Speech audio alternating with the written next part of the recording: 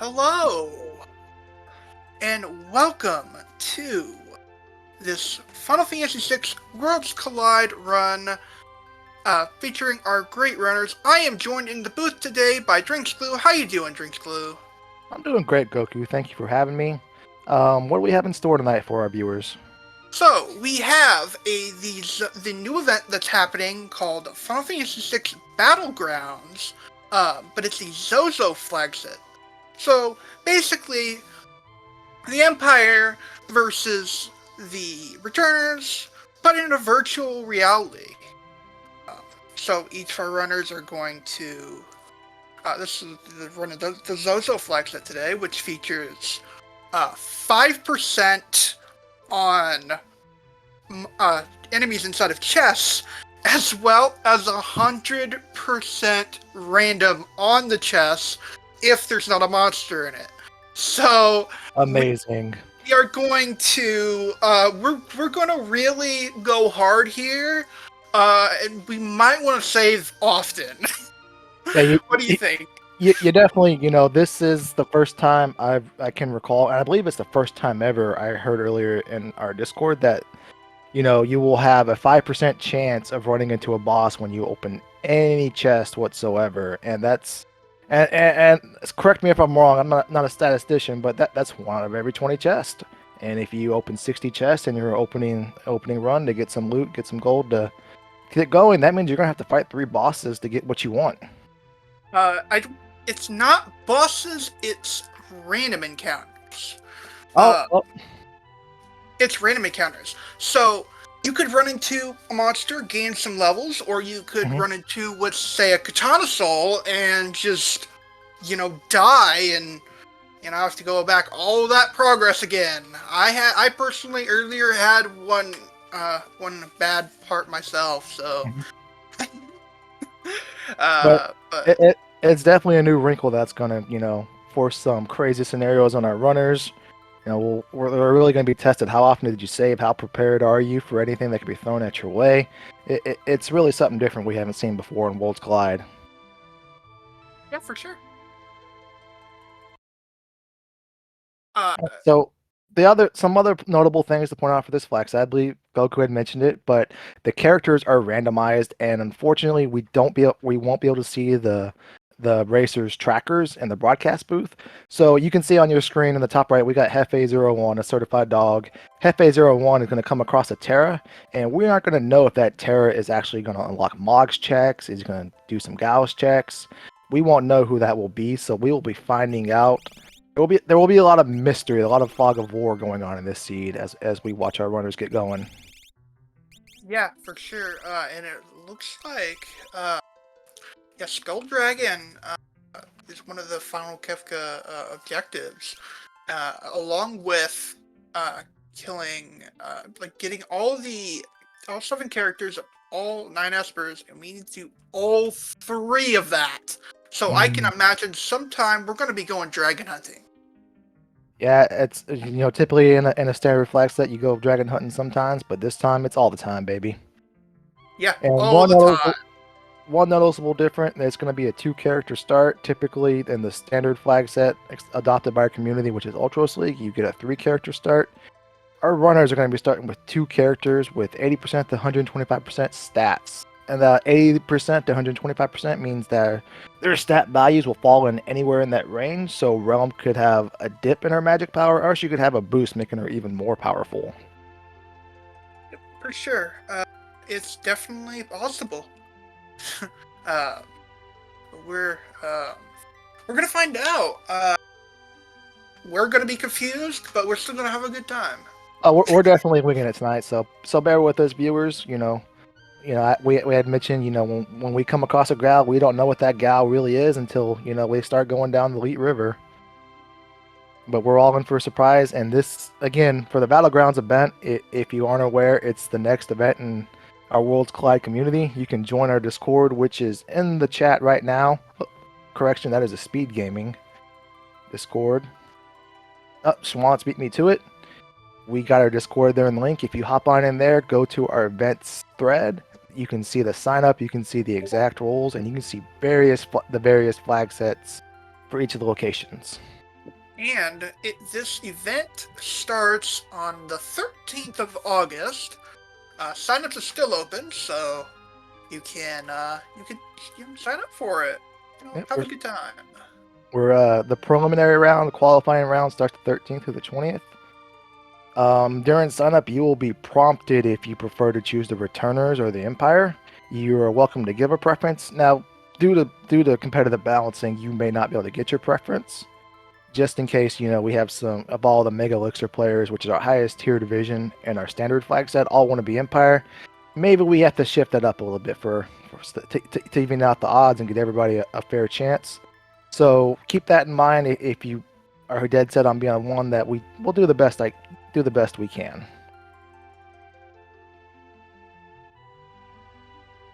Yeah, for sure.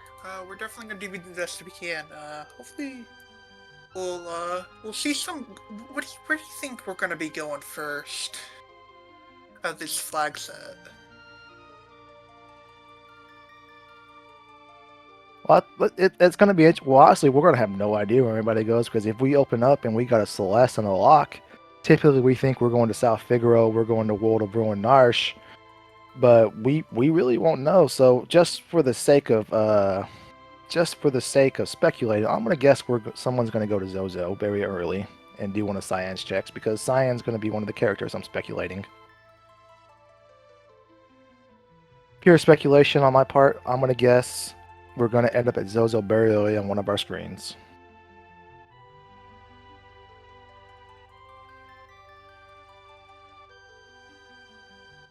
And we're just waiting to get everything going. On our screen, you will see Hefe01 on the top right, Keith McRocks, Obi of Legend, and Overswarm the Legend himself. Those are the 4 runners we are featuring, but we also have a few other runners that will be not featured. We have Falcon Hit, who is a 2-time event champion. He won the previous event, the Blackjack Battle Royale. He's won an Ultra League season before. Straight Dog and Falcon Hit. We also got Jax Rocks, who is one of the better players in the community. He's currently right now sitting in the Elixir division. And we also have Retrofile. Retrofile is a certified dog himself. Is Retrofile on the screen? He is not. So Retrofile is not featured, but we got another dog running in the background. Yeah, we definitely do have a lot of really good runners. Falcon Hit, definitely one of the best runners. I mean, they're sitting here trying to shave off milliseconds here. So I'm not near that rank yet. Who do we think is taking down Falcon Hits now? I'm calling it. I'm calling Falcon Hit.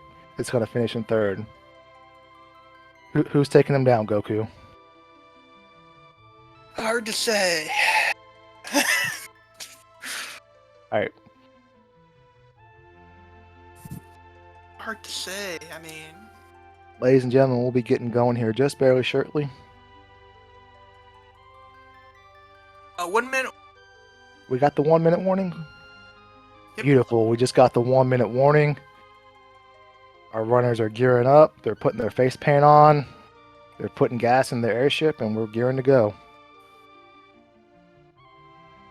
Yep. Yeah. So join our Discord to have more to know a little more about Worlds Collide and little stuff like that. It's cool. Absolutely. Worlds Collide, maybe I'm a little biased, but it's hands down the best randomizer right now. If you're from the free enterprise community and you want to meet me in the parking lot after the race, I will take that stance to the grave with me. Worlds Collide is hands down a great community, the best community right now in all the randomizers. If you're just tuning in for the first night, the general gist of Worlds Collide is Final Fantasy VI, but randomized. We try to stay true to the original game. The original game, you had sword tech, so it's a little. We try to randomize that, so you may see a sword tech on a realm or on a Terra, or you have a Mog with a throw. But we try to keep it, our flag sets and our races and our events. Try to keep Final Fantasy VI the core vanilla game at heart, so you won't see some of the crazier things out there that you can see in other communities. But again, I echo the sentiment, and I mean this to heart, hands down, the best randomizer out there. Yeah. Uh, And again, if you're from Jets of Time, we'll meet in the parking lot after, and we'll go from there.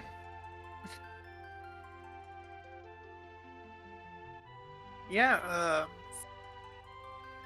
definitely got some good runners here though. Hefe is one of the best right there. Definitely, Definitely got some good runners here though. Hefe is one of the best right there. definitely. Definitely.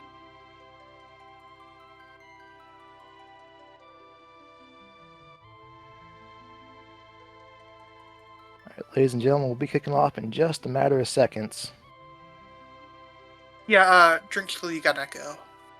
The echo should be good. Is the echo still going? Let me know, please. Not at the moment, but it was basically had some music and then my voice on top of it, and then your voice on top of it. No worries. I apologize, viewers. My stream reloaded and I had to remute it. I'm trying to find Hefe's standings. I don't remember off the top of my head, but I believe he's in Elixir. Where is Hefe? I guess Hefe is not playing Ultras League this season, but in the past, I know he was an Elixir player, so he's very good, very talented. You know, we also got Overswarm. Now, if you were to look at the Ultras League standings right now, you would see Overswarm is in tonic. Don't let that mislead you. Overswarm has a very robust speed gaming background. You know, he's done a lot of other classic RPGs and Mega Man and We other are up. retro video games very well. Certified dog in Overswarm, I tell you what. We don't know. Wow, that's pretty good. That's a decent start. Uh, And we're off and running, folks. we've got Edgar and Locke. Ooh, yes, we do. Thankfully, we have the track menu to kind of help us. All right, so we got Overswarm, who's going to go up to the Lone Wolf Cave. That's a good number of chests to open with, and we got Hefe there as well. Now, the thing we're going to look for here is, you know, racers get going and trying to get their loot to get some money. Is who's going to run into that first encounter that they weren't expecting first. Well, the other thing with this is, like, when are we gonna find a trap chest? Exactly. Yeah, I believe that's 7 chests for Hefe and that's 7 chests for Overswarm. So, you know, 13 more chests, and statistically, they're going to be forced to fight.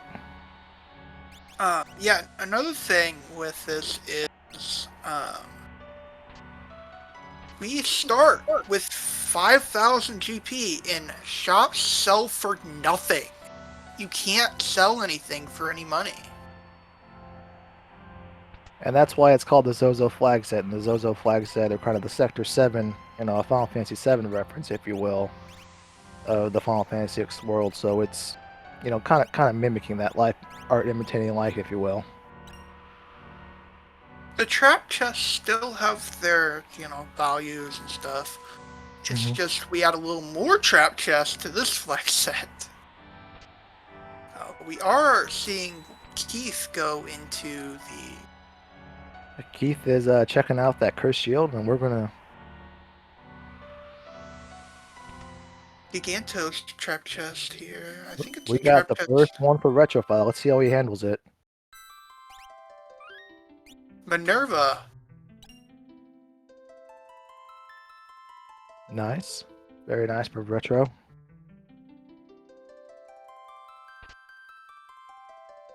Gotta say that's a good steal. That's a great steal. And we got Hefe migrating on over to Returners. You know, he's going to get some more loot. Hopefully he doesn't run into one of the counters that Retro is having to deal with right now. No, it came from like the original trap chest, so... Oh, okay. The Narsh returner one. Or the Narsh trap chest that we have in the spot. So, good early healing though, and damage. So I think Gigantos is going to be going down soon. He doesn't have as large of an HP pool as you think, but he gives a lot of experience, and the most experience in the game, I believe. So it's So, and Retrofile takes him down. That's always a great feeling to take down a Gigantos first thing. We are really happy that we have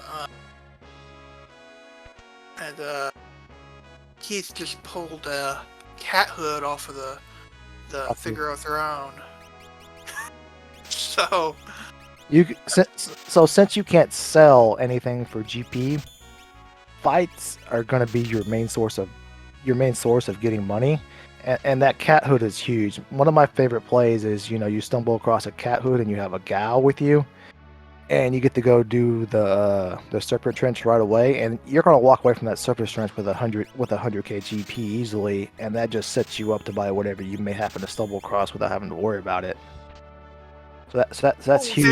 There's an Illumina. Illumina, we got an Illumina Figaro. Keith McRocks finding everything good. It pays to be the king. Apparently. You also have a Pearl Lance, apparently. Yeah, it looks like there's an Atma Weapon in South Figaro to be had as well. So lots of really good stuff so far. Yeah, with randomized chests, it's just a free for all. You can easily walk into a town and walk out with everything you need to take down Kefka. Yeah, for sure. Now that Atma Weapon won't pay off now, but it's the ultimate.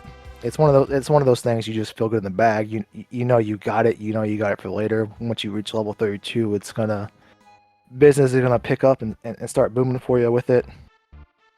Yeah, why don't we talk about why it's level 32 and not what it used to be? Well, in the vanilla version, I don't remember the damage formula off the top of my head, but in the vanilla game at level 64 is when the Atma Weapon starts to take off, because in the damage formula, the total damage is divided by 64 at some point, so it really cuts into the damage. But in Worlds Collide, that number is cut in half to 32. So once you reach level 32, your level is also a multiplier in the damage formula. So they kind of balance each other out, and then as you add more levels on top of that, it only escalates. It only gets better. So in the standard flags like Ultros leagues, you're going to pass level 32 before you can even think about taking down Kefka. And having that with you, you're going to hit the levels you need. It's just great to have. You're going to be able to really do some serious damage with it later on. I agree. That's a really good thing to have. Yeah, Hefe finding anything and everything his heart could desire right now. He's got a Dragon Horde for his Egger. He found a Pearl Lance. Pearl Lance is second in the game only to Earl Lance. Arguably better if you're fortunate and get some procs in it on your jumps. He's just found the Cat Hood and Pearl Lance and all kinds of different things. So Overstorm was fortunate enough there to come across the cheap Super Balls, and our standard flag set. Super Balls is typically going to be more expensive, around 20k, a little more, maybe a little less. But in this flag set, they're cut in half. So if you're fortunate to come across them like Overswarm was, you're going to have a good time.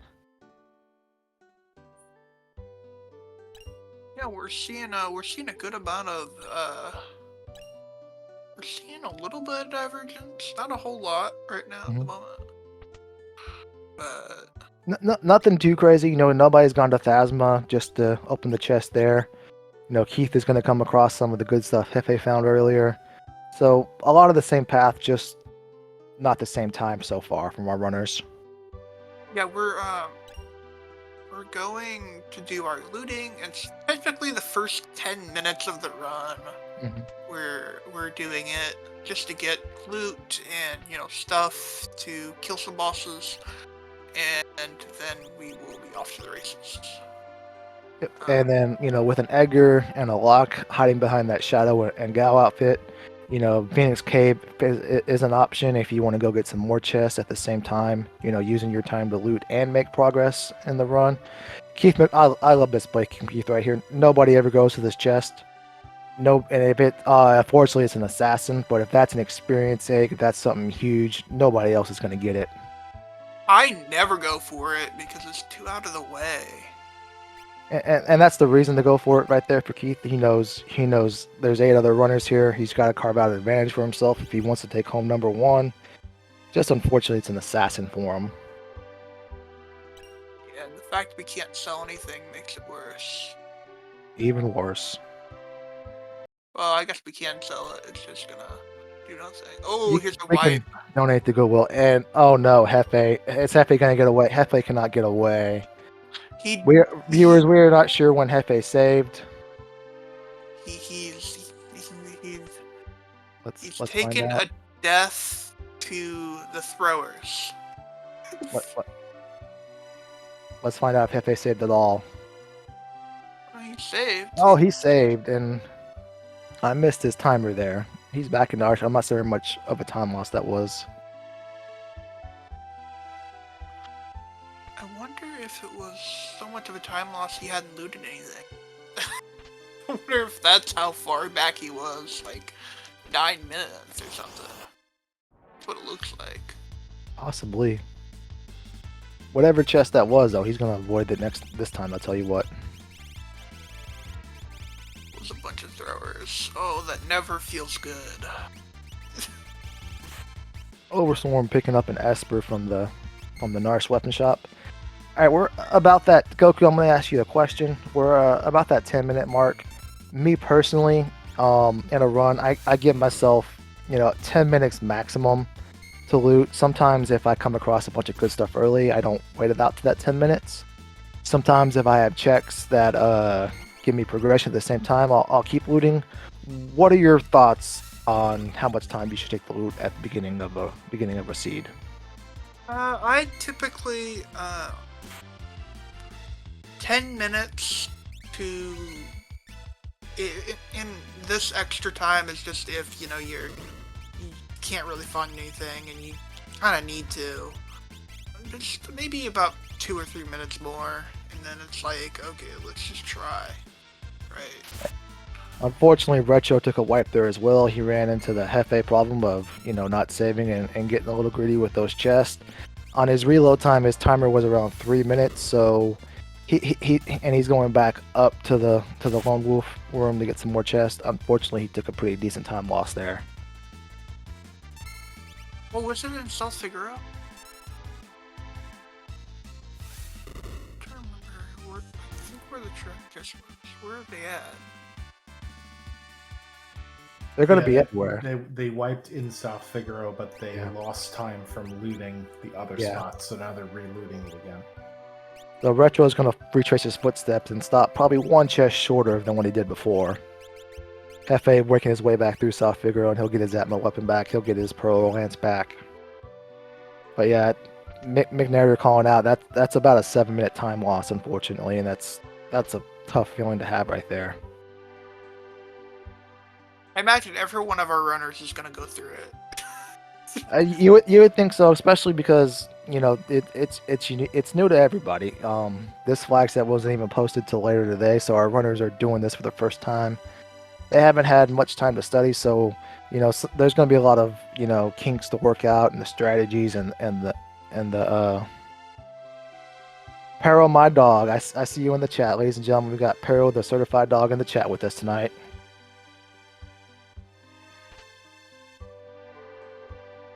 Pero, I was so excited to see you. Distracted me on comms, and I lost my train of thought. Happens to the best of us. It happens to the best of us. All right, Goku. What do you Hefe aided a little bit there. Retro, had to stumble a few minutes right after him. If you put yourself in those shoes, what's your mindset? Are you gonna go back up to where you were before, or are you gonna maybe try to cut it short and go a different path to make up some time? Or smart choice here. Hold on a question. I want to point something out. Go right ahead. Putting the curse shield on Gao. On the Gao sprite mid-fight, so you don't you don't eat the effects of the curse shield when it comes to all the nasty effects. I hate to cut you off, Goku, but Keith McRocks is about to eat some derps to the face. To see if he has no. No, not Nerks, but No. That is where it. was it? That is it. Where was it? Oh, I don't. well, we'll never know. By the time I noticed in the top left corner, he was having. He was having one served to him. Keith, I'm sorry. I don't mean to laugh at you like this. This is no disrespect, but that's very unfortunate. 3 of our 4 runners so far. It's only a matter of time for Overstorm suffers the same fate, it appears.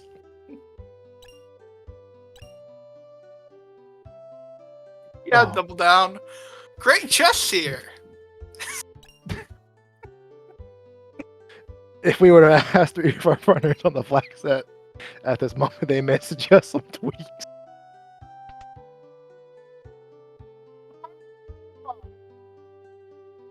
At this point, at least Keith was only a little bit behind. Well, very fortunate for Keith, his time loss wasn't as substantial. That's like Hefe or Retrofile. Because both of those, they really ate the time.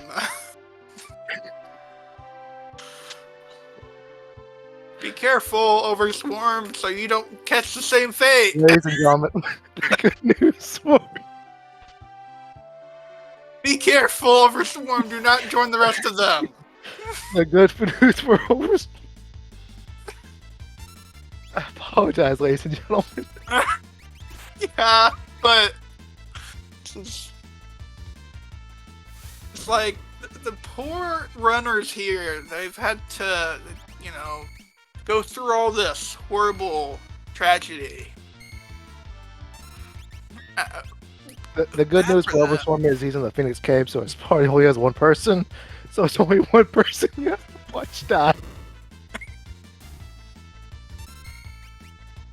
I mean, if you're against throwers, I don't know. You don't really have too much of a chance to live. He's potioning up, but that potion won't save him from the Asher that's going to come flying at him. So for Overswarm, at this point, there's 3 chests left in the Phoenix Cave, and he's sporting a dangerous line, folks. We saw what happened to our other 3 runners, and you can hear in the booth our reaction from it. So this is a great moment of suspense coming up here. If we had the licensing for it, we would obviously be playing the Jaws team right now. Skip the chest. Good thinking. Okay, if he went to the left there, that was a dangerous left. Overstorm going to bypass one of the 3 remaining chests. 2 more to go. Retrofile is getting the Coliseum. Not Coliseum is always. I like the Coliseum player because he knows he previously got the thrower experience, so he took a 7-minute time loss. So you got to make up time somehow. And the Coliseum is always a great gamble because if you go there and you can find, Rebebifies and turn them into experience eggs, that's a huge advantage you carve out for yourself, and that will easily make up some time. What are we doing? No, there's. I believe Overstorm's going to save before. Nope. He's going to heal up one more time just in case he runs into some danger in one of the chests. I don't think he's going to take a dragon solo here. I think he's just aware of what can happen when you open a chest at the wrong time. So smart play here by Overstorm. Are we taking this dragon? There's no way. He might be doing it. Yeah, he's got super balls in a wall. Yeah, he's going for it. Peeking the dragon. If the dragon will comply. And there we go. Unfortunately, it's the dragon you don't want to see here. Come on, rolls! Yes! Well, anyways, he survives the first one. Is that going to get the dragon? It does. Great play. And when you're low levels and you go to take a dragon to get boosted up, the one dragon you really don't want to see is the Pearl Dragon because he can open with 1 to 3 attacks, and some of those attacks are going to be Pearl, and then when you're a low level, Pearl is just unfortunately going to wipe you. But he's fortunate enough to. We don't have the Moogle Charm on. We don't have the Moogle Charm. He forgot to put the Moogle Charm back on. That's okay. He's not going to be punished for it this time. And remember, Bro, Overswarm has 2 more chests he could potentially open. So even though he's navigated that dragon, we know what's right around the corner somewhere for him. He is level 15, so he's a little better equipped to handle it, but he'll be soloing it, and we don't want to see that on the are screen. fighting. We are fighting. Yeah, it looks like he's found reach frogs, which are one of the highest GP Yeah. in And the game. he's got that cat hood, so Yeah, in the state of Texas, we do tax-free weekend for back to school to give some savings, and maybe that's what he's saving up for. Go shopping all at once.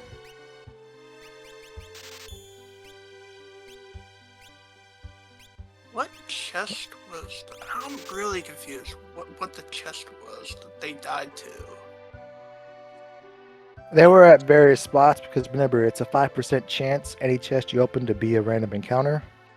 And so it could be in South Figaro and Overswarm running to a different type of ninja that you don't want to, a different type of encounter you don't want to see, especially with one character. But I think he's going to be fine because he's a high enough level.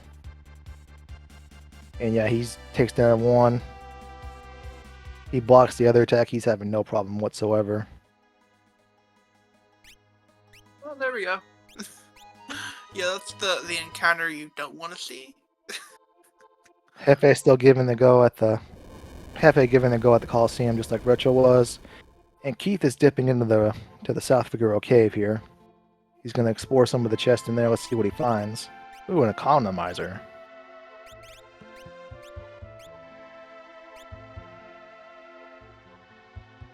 Yeah, Colonizer is one of the great early game items when you have some type of magic, tier 3 magic or even something like a flare or an aura or a grand train.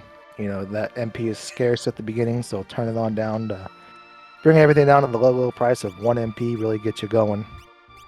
And a Thunder Shield. And it looks like we're taking on a dragon. Yeah. Retro trying to get some levels to get going himself.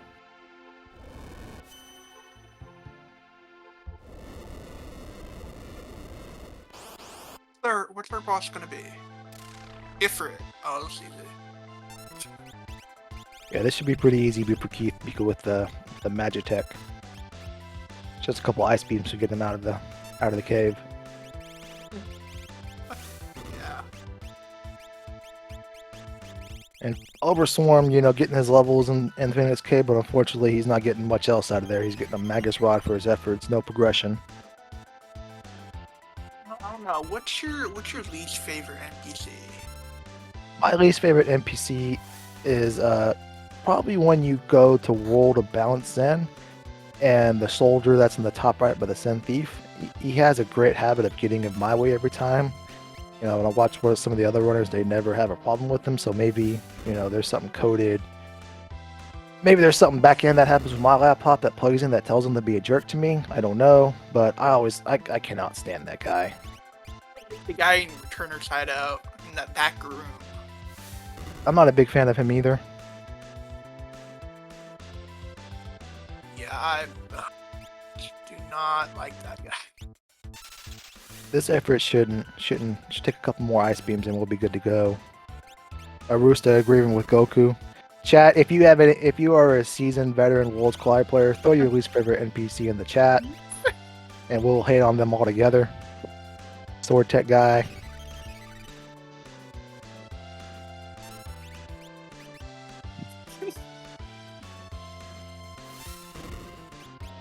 The lady in Albrook. Now, I always forget when I go to World of Ruin Albrook that the Magitech guy isn't there, so you can hop on down and get another chest.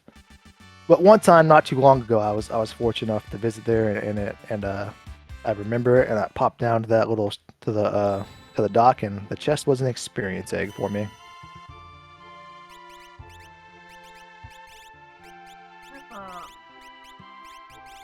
Let's look at another decent. Oh, there's Madoon. And Ifrit finally went down for Keith, and Bahamut is what he gets for his efforts. Zen Thief is Madoon. Let's see. The summon effect isn't that great on it, but see how useful the actual Esper is. Progression is still progression, if you ask me. Oh yeah, but So I believe the curse shield has 9 or 10. It was right at double digits or earlier, floating with double digits. Yesterday there was a consensus in the chat and the booth with me, myself, and I am Gar that 8 was the magic number. But Goku, with it being 10, are you slapping that baby on and you doing 10 battles to get the good stuff for your efforts? well, the thing is, here specifically, we're gonna find random trap chests. Mm-hmm. Oh, here we go. We have the. Oh no! Oh no! Overswarm! Oh no! He knows! He knows! Oh no! Please, please Overswarm. live. Be the one person who lives. Can't. He's trying to darn us to get away, and he's almost there. One more. Oh no! That's a Kadechi, and that is it. Overswarm will not escape the fate of our other runners. You feel for the poor guy, but 4 out of you 4. feel all of them. You only wonder what Falcon hit and the other runners are facing right now if they fall up in the same fate. We now know what the chest is. Now that looking at it. Now we know we're gonna skip that chest because it equals death. We'll be sure to get the runner's thoughts on the randomized encounters chest.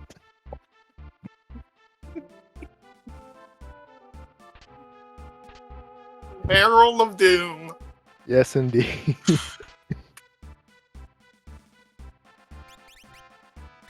All right, so Keith is heading on down to Figueroa Basement. He's about to fight the technical spot. He'll be shortly behind Hefe, who's running into a Kefka, who shouldn't pose too much problems for our runners. Kefka doing down there anyway?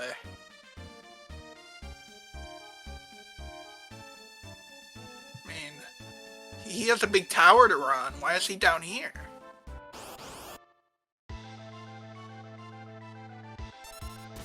And maybe he was down there looking for the Odin Esper and just got a little lost.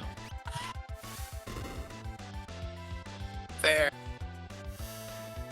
Chad, I bet it on screen. Did I see Overswarm by a snow muffler with his surplus of GP? Yeah, I didn't see it either. I love what Keith just did right there. The Bahamut is a great summon. It's non-elemental damage. It's one of the stronger spells in the game. It's a great thing. It's a great thing to cast and to utilize. I feel it's one of the more underutilized abilities in the community right now.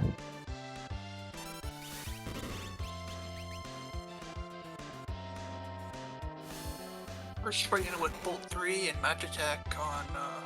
Because remember, Keith has the economizer no one else does, because he went a little shopping around the Figueroa cave. I don't know about you, but that muddle could have been. That could have been his ass. Death. That could have been death.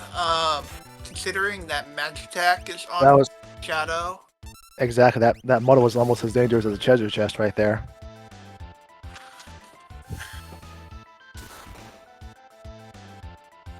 And Hefe, who was fighting Kefka at the same time as them, we missed a reward, but we're going to see it right here with Keith. It's Crusader. It's Crusader. When one of those two gentlemen menu next time, we'll see what he's packing.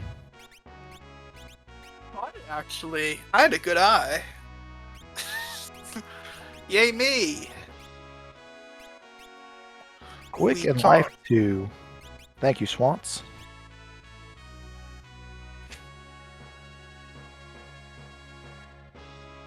Overswarm down there as well, opening some 4 treasure chests. You know he's got to be feeling the nerves when he took those 4 chests. Yeah, I mean, how could you not? So at this point, Keith McRock's slightly ahead with the 3-2 count on his aspiration characters. Statistically, looking at just the tracker, you could argue he's ahead, but Overswarm is about to catch him in Espers, and Overswarm has more levels. He has that surplus of GP from fighting those Reach Frogs. Right now, I'm thinking Overswarm is in the lead of our 4 runners on screen. What are you thinking, Goku? Yeah, we were about to see. The thing is he? Think if you're right, and he bought a snow muffler. That could easily put him in the lead, Because regardless. he's got Gal, so Gal can wear the snow muffler by default, I believe. No, it's Locke and Edgar. Oh, that is true. That is true. The cosplay and costumes from Lock and Egger got me. Locke and Edgar. But he can still see if it's equipable on him. The thing is that we have not found any other characters this entire seed yet. Oh, there's a speaking of snow muffler. We have not found any other characters this entire seed yet, and we're about half an hour in. We have not. Yeah, so it's looking, Hefe is either going to stumble across it down there at the bottom of the ancient castle, or it's going to be Kefka at Narsh. Oh, please. Wait, he's got an offering? And he has a couple offerings. He's just, as you can see on screen, he's hitting himself with one. I'm just thinking. And now, ladies and gentlemen, that looks like a Terra, but I promise you, there is about a 1 in 12 chance that is actually Terra. We'll know here based on where he's heading next. See that's Mog. I could tell by the equipment set. Oh no, that's Yumaro. That's Yumaro. He's got the snow muffler equipped. I thought I saw the spear. No, that's Mog. It's Mog. You're right. You're right, my dog. Yeah. So Mog. So it looks like we're gonna find out what's at Kefka at Narsh anyways. Yeah, because we're just gonna go there. Really bad to have lightning here. Not the tier 3 you want to have for a gold dragon. But yeah, it's alright.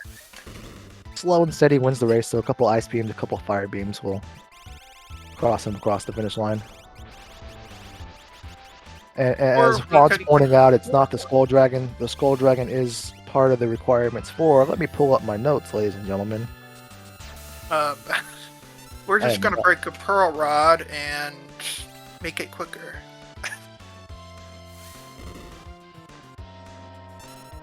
I apologize, ladies and gentlemen. That Skull Dragon is important. I just don't remember why, because I am not. It was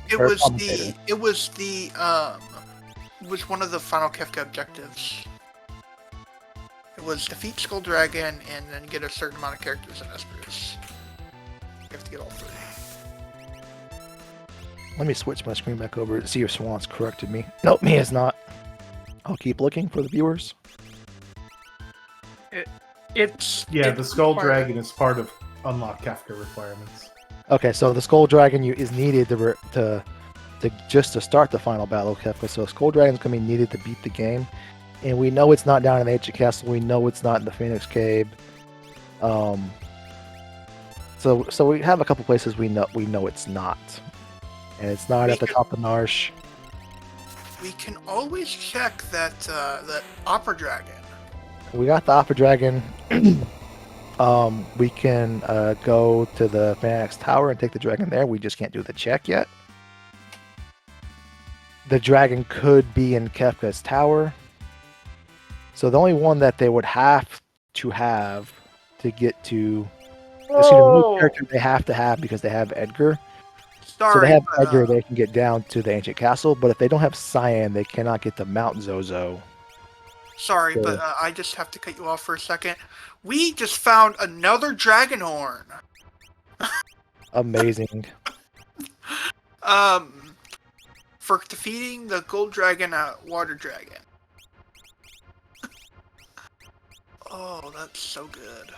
So that's with Edgar and Mog. That's actually the 2 natural jumpers in the game to spawn their vanilla assortment of spears that they're going to get, and we already got 1 Pearland, so we're going to see a lot of jumping, ladies and gentlemen, on Hefe's screen. Mm-hmm. And Keith Mythrock's screen, excuse me. Oh, Hefe's done with the fight too. Hefe's about to get his lovely reward.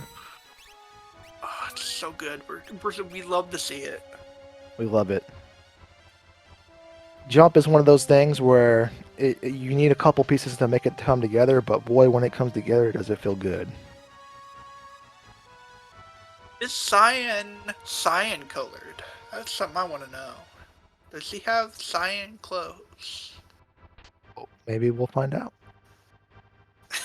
Oh, Bone Club and a Headman. Overswarm, risking it for the biscuit with those two chests up top.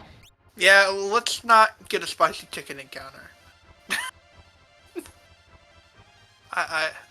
We could do without. So Overswarm going to get his Mog, who's cosplaying as Terra. And he's going to head on down to find out that it's not the dragon he wants. Yeah, this is like, at this point, we're not really going to be... we're not going to specifically know, we're going to be seeking out dragons. There is no other way to put it. Yeah, we're seeking out dragons, and there's the Illumina from earlier. Beautiful, great retrofile. I'm feeling great right now. Not as great once you realize nobody can equip the Illumina, but it's nice to always know that it's right there to have when you come across the right party member. Yeah, so Overswarm, I think, has the most money out of anyone right now. Oh, hands down, because he took the reach frog fights, so he's got a little extra money in his pocket.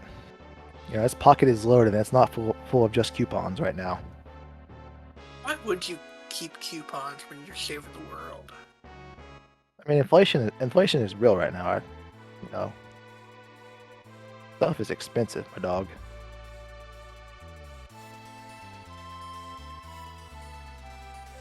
All right, so we are going to be seeing a opera dragon here, Hefe's side. Yeah, Hefe hoping it's the good one, but knowing his luck so far, it's probably just going to be an ice dragon. Oh, we see the YNPC flag just turning him into Bannon.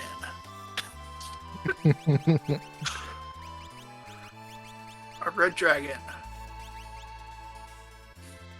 It's not the dragon. It is not the droid you are looking for, Hefe. These are not these are not the droids you're looking for. Yeah, Swans says he would reset right here. I probably would reset as well, because you've got 3 dragons in the bag, and then you know where it's not, so you can get on out of here and get out. There's unless this is an experience egg or an aura lance for your other jumper. And even that's debatable if you want 2 jumpers at this point in time. I think you reset out of this and go on about your way. We are seeing Runic come out, though. We are? Yeah, we are. Runic is fantastic for dragons, because it's going to wipe away all of the abilities that they can do. Flame shield steal. Yeah, we got a flame shield steal. Beautiful. Bye-bye, dragon. Alright, so let's find out Hefe's reward. Is it worth it? That's the real question. Keith is gonna find, his Magus Rod for his efforts at the Phoenix Cave, and so eventually somebody's gonna have to make their way to World of Balance Narsh. Yeah. I believe that's Hefe gonna. That flame shield is worth it by itself. Hefe must have heard me, but I cut out because he's going to Narsh, just the opposite world. He's like, I'm not going to the other Narsh, I'm going to this part. Overswarm is in immediate danger right here, ladies and gentlemen. Yeah. Oh no. Yeah. Can he survive that flame? Oh, he is just barely hanging on. Ladies and gentlemen, is he going to be able to make it away? Oh no. Kodochi enters the screen. Oh. Rip in the chat. Rip in the chat. Overswarm, when you're rewatching this tomorrow morning with your cereal and coffee, we are feeling for you, my friend. There's just nothing you can do about that. You can't sell stuff to you need some equipment at some point. You can't sell stuff to buy stuff. You gotta open some chests and risk it. That wasn't was that opened? I don't think it was an open chest.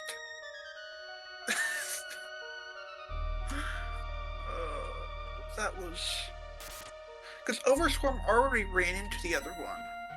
The one that we all know that was gonna kill him.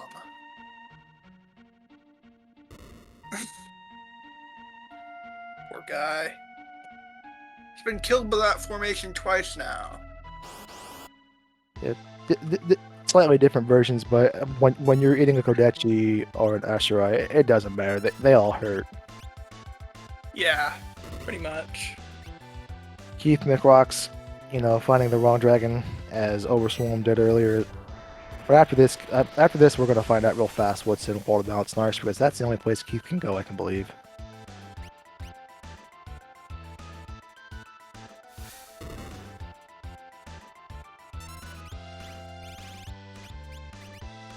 Overswarm has officially spent all of his life savings from all those Reach Frogs. On some really good stuff. And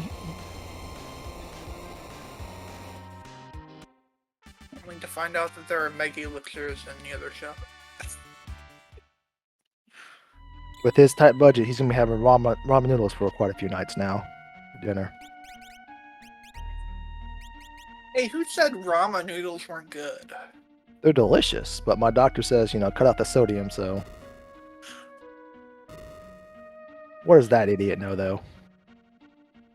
I mean, I'm sitting here on a tight diet because I'm, diabetic here and type 2. I have really strict diet now. So I get the feel. Alright, so Hefe, is going to go on, take on Tritalk. We don't know what Tritalk is, the reward is. We do know it's just an Ultra, so that's nothing to bat an eye out from a concern standpoint. We don't remember what it was, but we did see it earlier.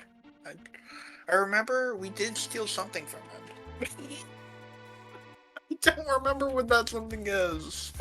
I'm sitting here just chilling, talking about random stuff. Hopefully this isn't too bad of a commentary session. Ladies and gentlemen, this is highly professional. We prepared for hours for this, and I definitely will not get on 2 minutes before Schwantz asked me to get on. I note prep, I woke up at 7 a.m., note prep, studied, watched the game film on all these great runners. Goku texted me last night. He didn't go full sleep till 3 a.m. He was watching Overstorm, trying to get his strats down so he can be prepared for tonight. A lot of work goes into this preparation, if you couldn't tell. Looks like we're taking random encounters where they're in the forest. Well, with that cat hood, any random encounter is going to get you decent amount of GP. You like the offering with the capture, so you steal 4 times to have a greater chance of getting it. Yeah, that's a great point. If you have capture and you have an offering and you slap it on there, it's a little bit of a long animation, but it gives you 4 chances to steal, and it spreads the love out. Yeah, that's actually brilliant. I never thought about that. Yeah, that's one of the cool things about this game and this community is you'll learn something new every day. Just the other day, the Great Fitka popped into my chat while I was playing and politely informed me that you can still thunder shields off the Pumaba knockoff that appears in the one room in Kefka Tower, and I never knew that. What did we just get? Was that a... What did we just get from that dragon? I didn't see. We just got a Valiant Knife for Hefe. Considering one of the characters is locked, that's huge, and all the offerings in the world you could want right now, that's huge. Yeah, I have a feeling when we get to the problem is equipment is shuffle plus random 15%. So Locke may not be able to actually equip it. Because we have an Illumina and we have Edgar and Locke, right? And neither one of them can equip that. So that's a great point. As you can tell, folks, we are very, very, very well prepared commentators. We don't even know what characters can equip. So with that Valiant Knife, Valiant Knife, one of the best weapons in Worlds Collide, hence probably the best weapon if you were to ask certain people. And it pairs so well with an offering. Keith about to answer the great question, what is going on at the top of World of Balance Narsh? We're soon about to find out. Oh, we already know. It's someone who looks like Setzer. It's a Setzer in disguise. Whoever is cosplaying as Setzer. I'll have to figure that out. To get to it. Celeste! Oh! It's Celeste. He's debating that maneuver, but take the character, my friend. Especially since it's Celeste. Mm-hmm. Celeste has good magic power. That's decent, yeah. That's a decent character. Renax Tower is not the dragon we're looking for. It is Blue Dragon. He goes down. Let's see what Hefe gets for his troubles. Red cap. Not the item you want to see for going out of your way to Fanatics Tower. So we have the Mount Zozo Dragon. And you can go at any point in time to Kefka's Tower and take out the 2 dragons, Goku. With that in mind, let's say, I believe we have split knowledge because we're looking at 4 screens, but let's say right now you're a retrophile and you know of the 5 dragons are and you know they're not the Skull Dragon. Would you go into Kefka's Tower right now and just go know for sure if that's the Skull Dragon's there by the off chance you have to go find Cyan wherever he is? Not necessarily, because we do have a lot of other things that we can do right now, and we can put that on hold. So, we can save that for when if we need to, enter Kefka's Tower. We could send a whole group to the right side, and then to the left, to the middle side, if we need to get that whole thing, or we could split our party into 2 on one side and 2 on another, so we know for a fact that the dragons, we can take them out in one go. And Keith McRocks is going to take on the Kefka in our spot. This may be recency bias for me, but I'm not a big fan of this play right here. Schwantz would know why. Maybe a few other viewers who were with us last night on our official channel will know why, but this could be a very risky play. Boombaba. It is Boom. Oh, the irony. That is the same exact boss as the last race. That is the irony. Ladies and gentlemen, last night we had a battle for first place in one of our Ultras League divisions, and Poonwalva was at this exact same spot, and one runner handled him very easily, and one runner will no longer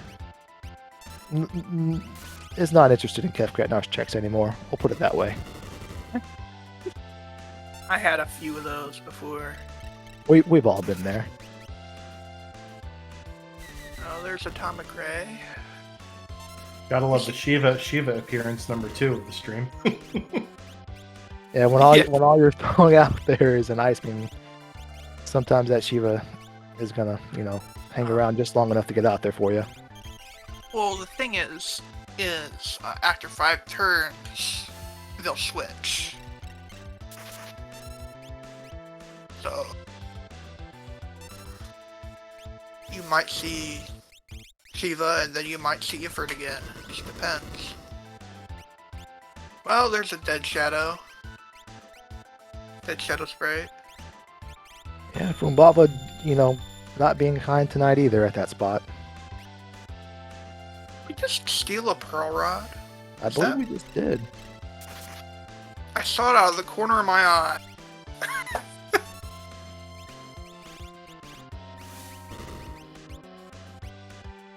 So we've got Pumbala going on with Retrofile as well.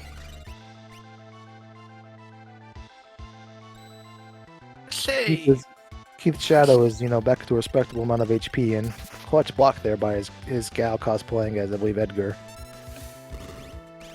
We don't know who's cosplaying as who. We just do this as we can only speculate. We cannot verify. We cannot verify. These are things that we do as not knowing. It's not factual. They are opinions. So, yeah. Well, we also don't start with 2 characters either, so. We don't, and the two characters is a huge difference when you're getting 3 to start out with. You know, that it really puts a damper. Maybe that's why the runners didn't come here sooner, because if you start with 2, one's gonna sit on the sidelines while you come on and take on this potential boss, and in this case from Baba, and you really don't want 1v1 with a Baba at these lower levels. He does like to do Kefka and Nurse, though, to be fair.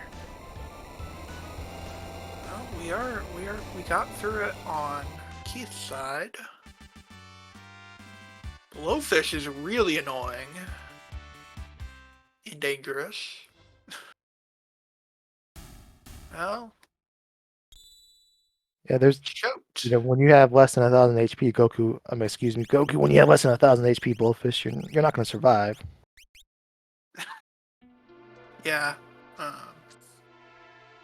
right, and Keith and Retro both survived the from Baba fight. I imagine that Keith is going back to save. Heal, maybe? Yeah, I mean, you got the free heal right there. You don't have to waste any of your sleeping bags. So sleeping bags and tents are going to be at a premium because you can't sell stuff. You only have your 5,000 GP. Keith didn't get the luxury of coming across all those reach frogs that loaded his bank account. I mean, to be fair, they gave 16,000 per reach frog. That's huge because they're such an easy fight too when they go down so fast. I think he went to automatically do the while they're over there thing. Green Zaber asking a question in the chat. No, Green Z Zaber. You can alternate between both worlds. You just do so by going to your airship, and when you attempt to lift off, you'll be prompted if you'd like to switch worlds, lift off, or cancel. And in the odd event you have Shadow in your party, you can also be prompted to go to the floating continent while you're in the World of Ruin. If you have Setzer in your party while you're in the World of Ruin, you will also be prompted if you want to engage into the Doomgaze fight rather than searching around for it. But to answer your main question, no, you are not locked to one world. You can switch between both freely. And Shadow doing his best to protect all of those terrors right here. Yeah. We are full of. At least, you know, and what I like here is that she's my Final Fantasy girl. So I'm glad to get to see a bunch of her. That Pearl Lance is doing work, though. Chad's weak against it.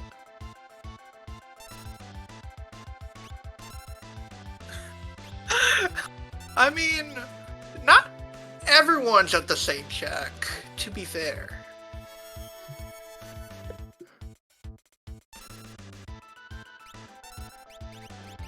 What was the reward? Didn't see it.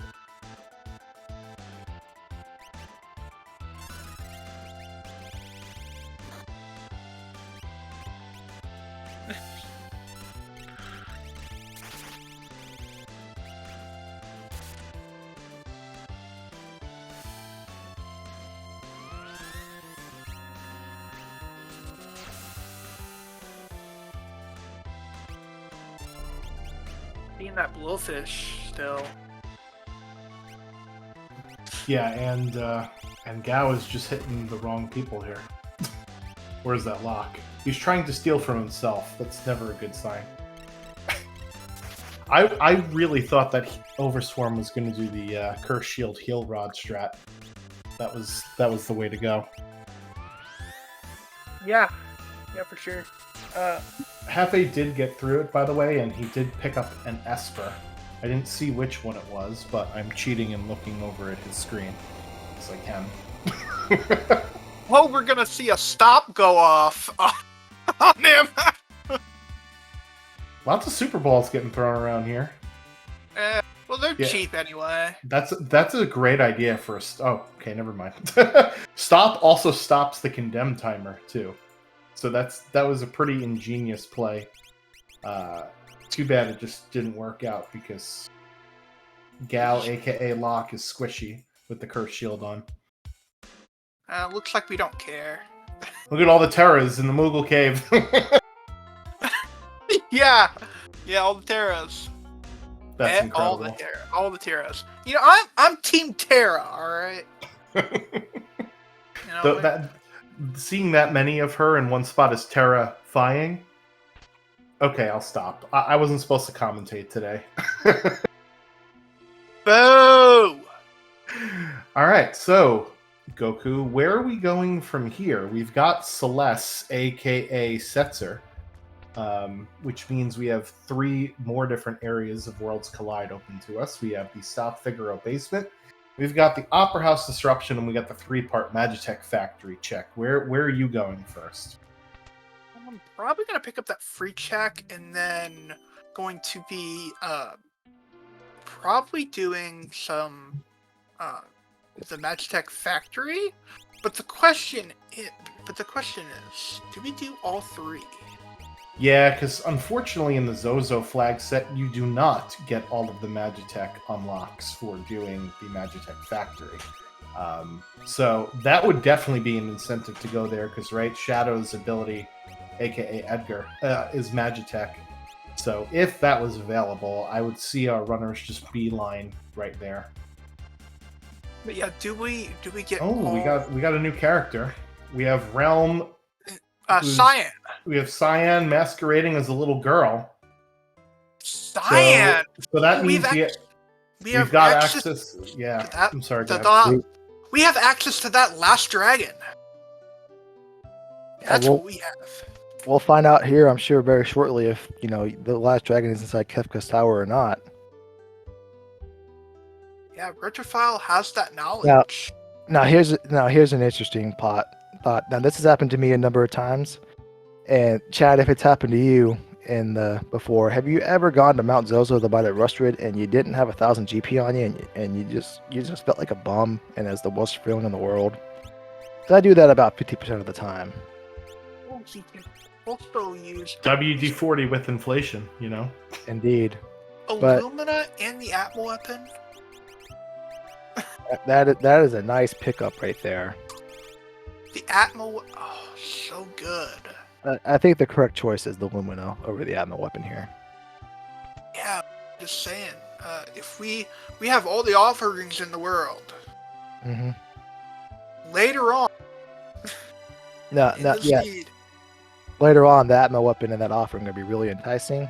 Keith McRock's, you know, having a little moment. I've done that before numerous times where I forget which way I'm going left there. From the viewer's point of view. Left from the racer's point of view. We are seeing the group of Terras come forth again. The swarm of Terras. I almost would like for Overswarm to go into the back room after this and say hi to them all.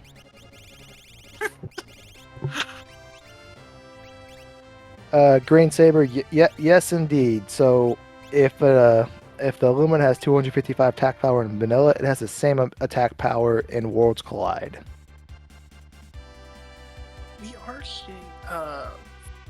are seeing the Doma attack the Doma Siege here.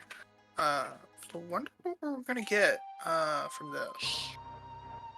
Yeah, so Green Saber in this flag set, everybody that can equip anything is totally randomized, plus 15%.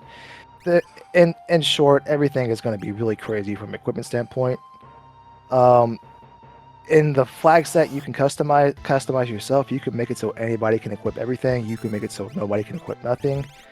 In Ultros League, which is our generally accepted standard flag set, all the original equipment can be equipped by the vanilla characters. So if they could equip it in the vanilla game, they can equip it in Worlds Collide. Plus, they have a 1 in 3 chance of equipping anything else. So if a Yamaro comes across a fire shield, there is a 1 in 3 chance he can equip it. And we get past the fight. With Retrophile. Yeah, Datalumen did call up the homies though on Retro, and I think we're seeing normalizing to it here. Lesser bosses. Mm-hmm. Oh, we're seeing level magics. We are out of here. Level magics are great for learning some magic in the vanilla game, but you do not want to see them Worlds Collide. We are out of here, and we're not interested. And maybe we're out of here in a body bag if some more ice 3s go off. Oh no, Overswarm having a tough go of it. And he's down to just shadow. I'm not laughing because I'm laughing at you. I'm laughing with you, Overswarm. My poor guy. And he's out of there, thank goodness. Yeah. Oh man. It's not a runic interest, ladies and gentlemen. I just feel for my friend. Some guy just got rocked. So, as we mentioned earlier, this is the Zozo flag set for Worlds Collide's latest event, the Battleground event. Hefe coming across some Thunder Shields, by the way. You'll love to see it. Always great when you get some Elemental Shields. Plus, well, it'll pair very nicely with his Flame Shield. Now, that is assuming people can equip it. But to go back to my point, Goku, this is the Zozo flag set, okay? And are you, let me ask you this before I continue on. Are you returners or are you Empire? Empire. Empire all the way, baby? Yep. And viewer at home, if you're watching us in your office, at home, in your man cave, in your gal cave, why don't you hop on over to our Discord, which will appear in the chat as soon as the SpeedGaming bot takes care of it for me. There we go. If you go on over to our Worlds Collide Discord server, you can find out more about our Battlegrounds event. You can find the sign up form in our events thread. The actual description is very robust, but the great analogy I like to use, it's Risk meets Final Fantasy VI. It's the returners versus the empires. We're going to be fighting throughout the world on various territories. You can, when you sign up, the sign up sheet you can find as well in the events thread. You can choose your preference between returners or empire. Side note, we will do our best to meet your accommodations if you have a preference. If you don't, just go ahead and hit nope to help us out, balance out the competitive balance, if you will. But again, Discord's in the chat, events thread. You'll find the event information. You'll find the Discord thread, and go and stick around and say hi with us while you're in there. We are seeing, as a side note, we are seeing some divergence here.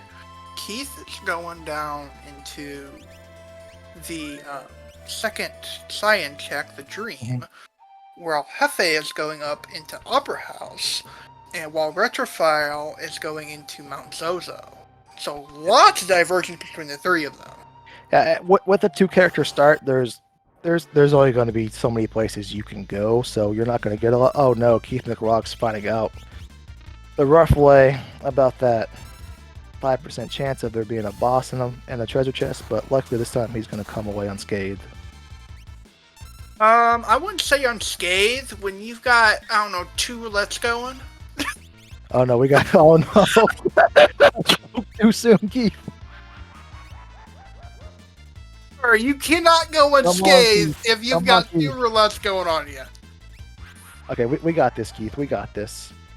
Retrophile coming across an Ice Dragon there, so we know Skull Dragon's in Kefka's Tower somewhere. Retrophile, I believe, knows that as well now.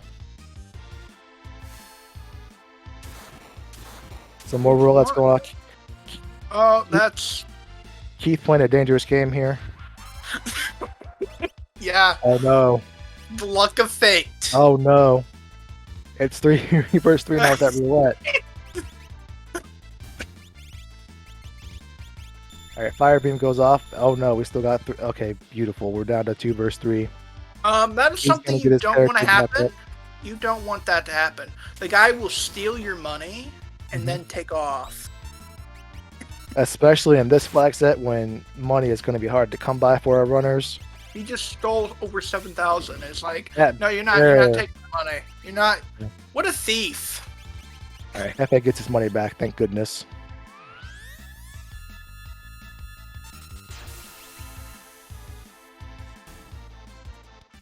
And that should take care of the last veteran for Keith.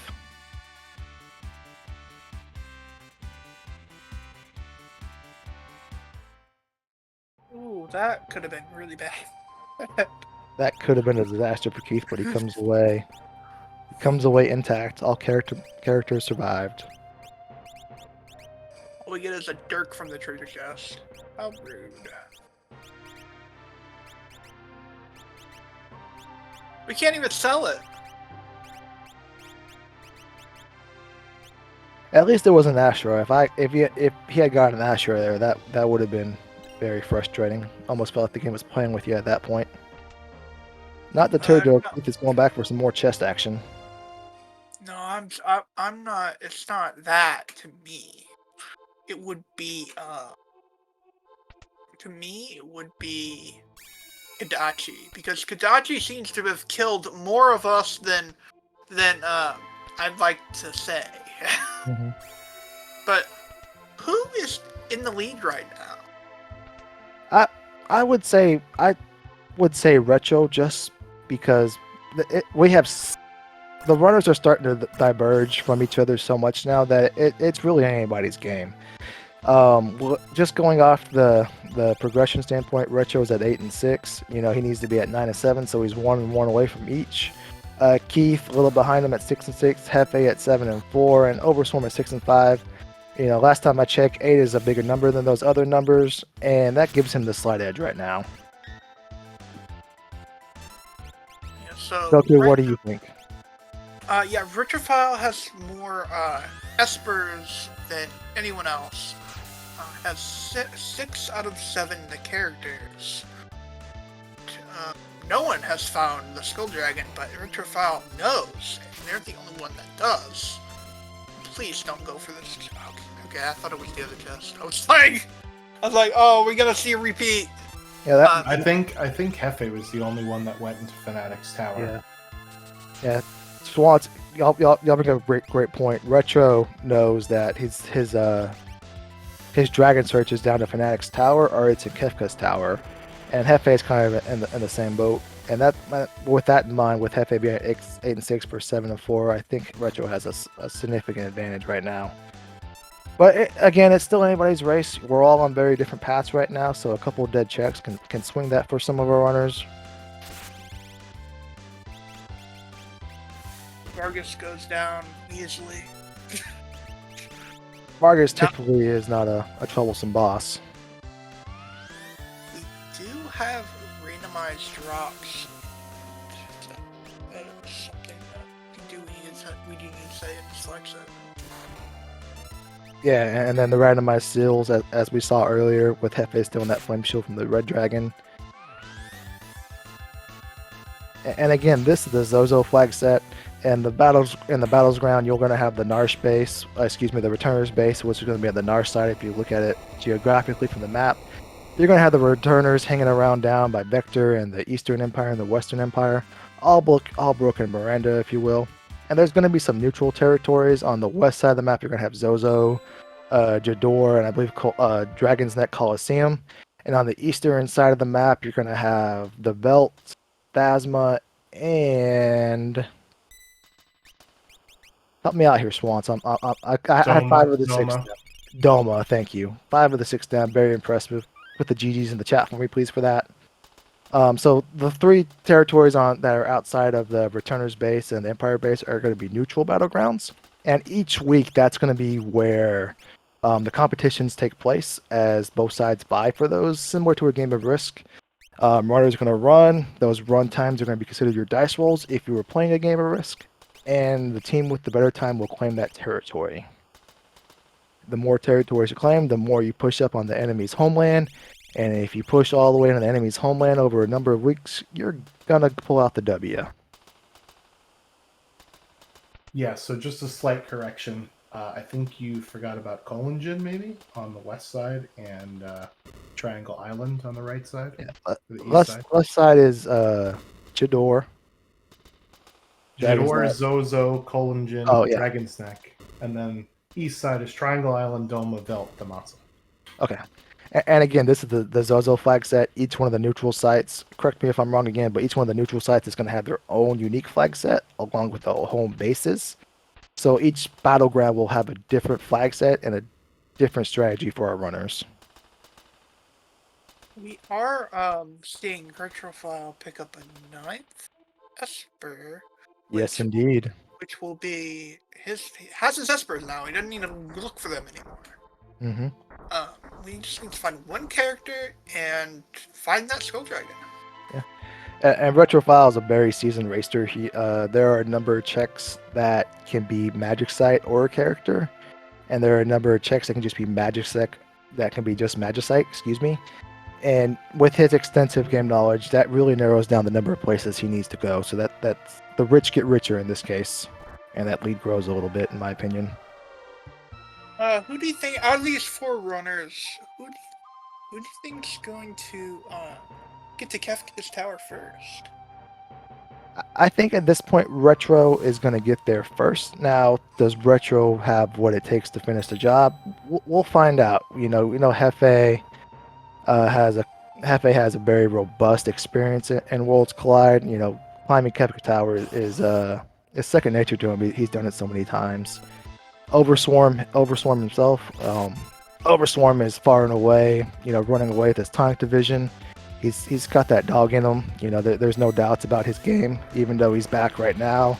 He has the skills to catch up. And then Keith McRocks is just a straight dog. If he can get it together here, get a little pieces of progression, and get some momentum going, he has what it takes to catch up. Yeah, it's just about the decision making is all it really is. And remember, Retro still has to find a character. There are far more Magicite than there are characters, so thank you, Retro, for petting the dog. We really appreciate that.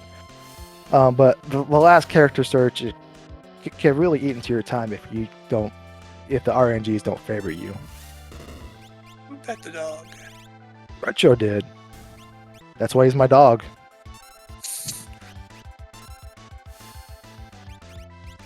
Cyclor1 asking a question. What's going on, Cyclor? We're glad to hear you. Yes, this is the first run of the Zozo flag set, which is for the Battlegrounds event. These were just released earlier today.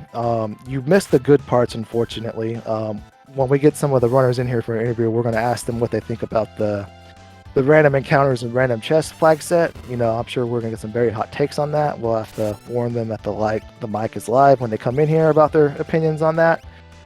But yes, this is the first time. I'm more interested in asking them about that chest. Yes, indeed. The chest with the 2 throwers that wiped them out so hard. Now, Overswarm, one of the Zozo flag sets in the vanilla game, if you walk around to all of the Thebes and Zen and ask them what time it is, they will all tell you the wrong answer. So if you pull out a notepad, you go around and talk to all of them and write down their answer. You'll notice if you fill in the gaps, that is the correct answer to unlock the clock to get the chainsaw. And in this particular flag set, if you take on the challenge of speaking to all of these lowlifes and hear their lies, they will lead you to the correct time, and that correct time will reward you with part of the Kefka skip.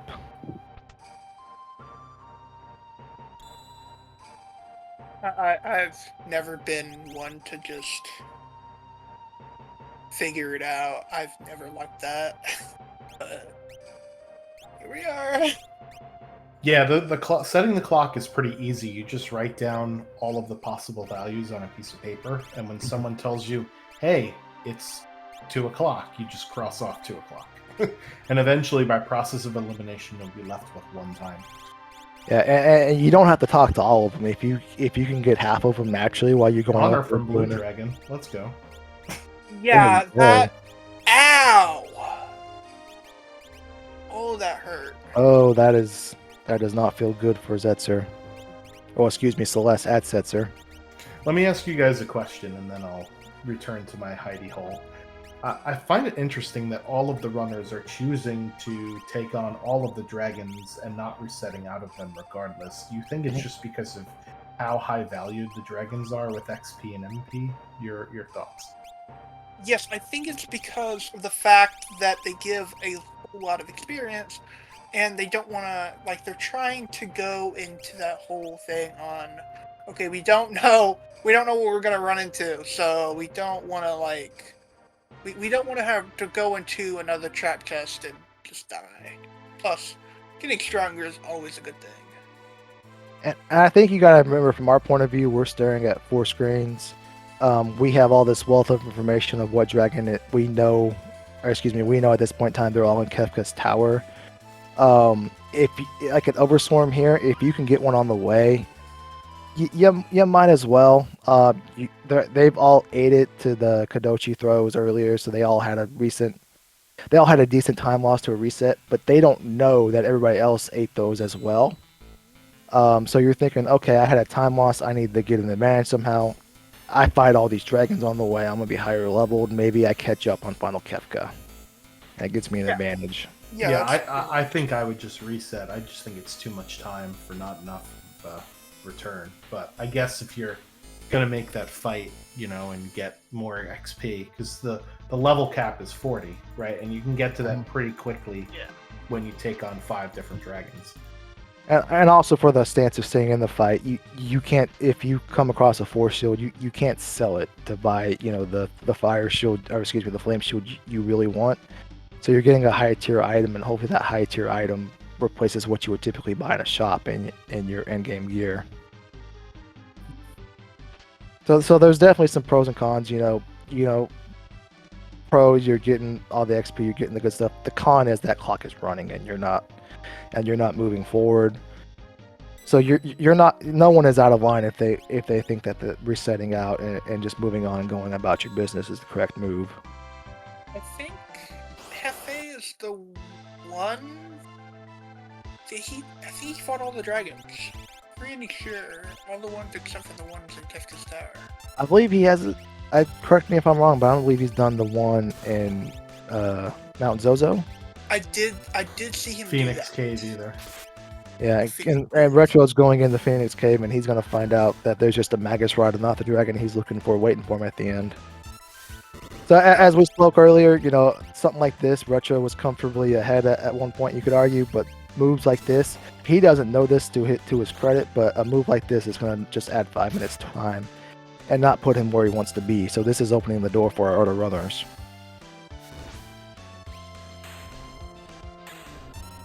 Yeah, and I know that this is the first time that our runners are seeing these flags, but based on what we're watching, right, and obviously we learn about them over time, you would incentivize dragon checks, go to them first, because you're going to get that information and you'll get a reward anyway, and this way you're not doing what some of our runners are doing, which is getting more rewards than we need for completing the seed, right? And when we get them in here, we'll ask them what they do differently. But hindsight is also 2020. You can wake up the next morning and argue you shouldn't have drank that many. But it was fun though. Yeah, it was. It's kind of a comedy thing here, but I was speaking of hindsight is 2020. There was one comedian who is their principal was trying to remember the phrase hindsight is 2020 and ended up saying hindsight costs 50 cents.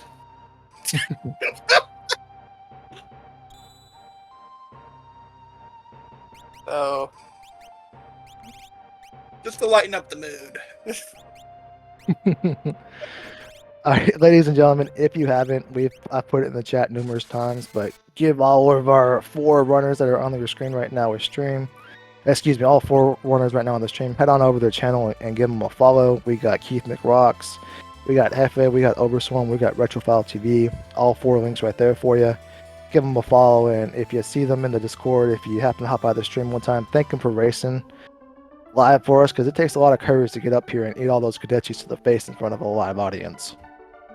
And follow Schwantz and my co-commentator. If you ever want to follow. Thank you, Goku. Great community. And you're not just saying that because it's the Zozo flag set, right? You're not just saying that because... Hey, I wasn't thinking it, but now I'm thinking about it. So it's your fault, Schwantz. I blame you. So we've got a couple of awful choices for our runners. Our 7th character, since we know everything, has to be at either Floating Continent or Magitech 3. Those are some yikes checks right now for us in this game. Have we seen Magitech at all? We have not. Yeah, we've seen the Cave on the Veldt. We've seen Opera House. The character's got to be at one of those two. And if you go to Magitech, the first 2 spots cannot be a character. So you have to really commit if you want to go into Magitech and hope it's the character. It's about at least a 10-minute time sink. Say, Floating Continent has a better chance, so go there? Yeah, Floating Con does give you 2 chances because you'll fight on the airship, you'll jump off, get the full hill, fight another boss fight, and then land, and then you'll get a chance at a character. But then for the next character, you must progress to the rest of the continent. And all told, Floating Continent is the longer check than Magitech, but you get the chance at 2 characters. So there's pros and cons to each decision. You won't know what the right decision is until you go to one and you get a character. You know, if you had said no, where would you go? Would you go Magitech or would you go to the Floating Continent? So the fastest.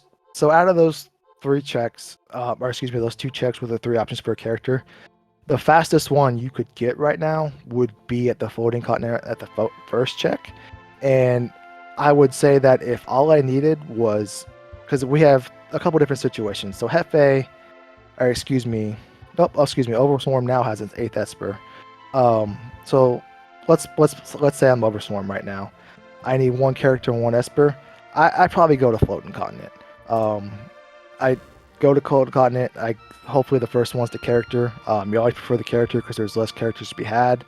And then you can halfway through the rest of it, and then you don't have to finish to the end because at the Atma weapon spot, that is also another check, but it cannot be a character. So that would be the fastest possible route if I'm Overswarmed to get what I need to get in and get out and get on my way. Yeah, you mean Retrofile. Because Overswarm is missing a Esper and a character, and 2 characters rather. Oh, excuse me. I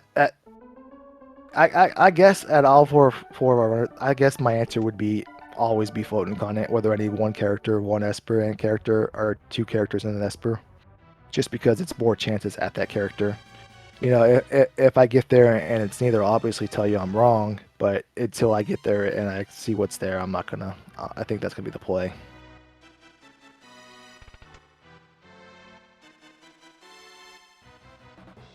By the way, that bottom left tentacle can be hit with instant death. So yeah, that is the bottom left big one. He's weak to instant death, and that's the only weakness I can remember out of the other 3 of them. Yeah, the rest of them just, I think, pretty much elemental weaknesses. Not that. After I take an ice 3 and I cast on all 3 of them, I can tell you which one's weak which one absorbs ice after that. But until I do that, I couldn't tell you. Remember one was weak against fire. That's about all I remember. No, that's alright. Speaking of Floating Continent, we are seeing Hefe go up to it. Yeah, so Hefe, if Floating Continent is the correct move, Hefe is going to be the first one in the Kefka's Tower. And as we were talking about Retro earlier, we know character is not at the Opera House. So a couple of checks in a row that are not going to get Retro filed to the Promised Land. And that's opening the window for Hefe right here. Yeah, for sure.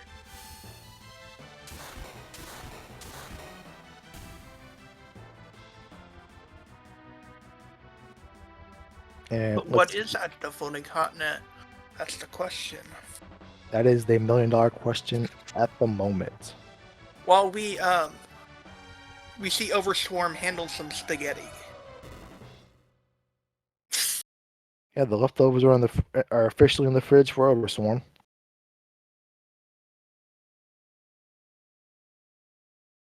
And as Swans was just with us, and he mentioned, so right now the boss level cap is 40. So going through all these checks, doing all these dragons, you're pushing the bosses up to that cap. If they're not, they're all ready for all of our runners. But as our levels get higher and higher, and you can see right now on Hefe's screen, he's got a lot of HP, so the levels are of no concern. And as he gets further and further through this floating continent, those levels are just going to grow. And there's really not going to be much in the way of a challenge for him from a gameplay standpoint at this point. It's just a matter of can he find that character here and not have to go all the way back to Magic Tech and through all of that first. Yeah, that's gonna be the main thing. We are seeing Morph being used. Don't get to see that very often. Sadly was wasted. Oh, Yep. Thank goodness that was not MM. Mm-hmm. I thought I saw death in front of me. Nope. It looks very close, but he's a different guy. He's the friendlier guy sometimes. Oh no, his special's kind of rude. Yeah, as long as you don't get overflowed and use sword tech number 8 on yourself, you're typically fine against this guy. No, I don't know. There's been a few times where I've been X-zoned after that hit my one user who had X-zone. So I'm a little fearful. Oh, that's a character. That's a character. That is it. Hefe is now in the lead, ladies and gentlemen. That's a character. We don't know which character, but it doesn't matter, baby. Yeah. Because now we're just heading out of the floating continent. We're just like, we're out of here. Yep. And Keith McRocks will be the second one into the tower because he's following Hefe's path by going to floating continent, and we know he's not going to have any trouble here based on the bosses we saw, Tunnel Armor and number 24. But for Keith, the only thing going against him right now is that Hefe went there first. He doesn't know that, but Hefe right now has about a 5-minute advantage. Yeah, like I said, it's decision making and what checks are you gonna do where and how you're gonna handle them. That's what this is all about. Seems Hefe made the right decisions. And Hefe doesn't know, that there's a character there. It's just, where there could potentially be a character, and it's just taking all of that numbers, processing it in real time as quickly as you can, and then getting about your way and killing stuff. And does Hefe go for Phoenix Cave at this point, or do you just take a chance of going to... Wait, he's not leaving? What? Ooh, What? interesting. Ooh, very interesting. I guess he's going for Skip. That has to be the play. So... Yep. Another thing about this flag set, with this being the first time everybody's run it, if I'm Hefe right now and I'm sitting at 126, I don't know if that's a good time or bad time. Right now we know it's a good time because he's in the lead. He's the first one to get the unlock. But in his mind right now, Hefe's a great player. It would not be out of the realm for him to have a sub-1 Ultra League time, and he's thinking, oh man, it's 126. I gotta grab an advantage here. I gotta get this skip so I can save 7 minutes and get in there because maybe these other guys are rocking and rolling.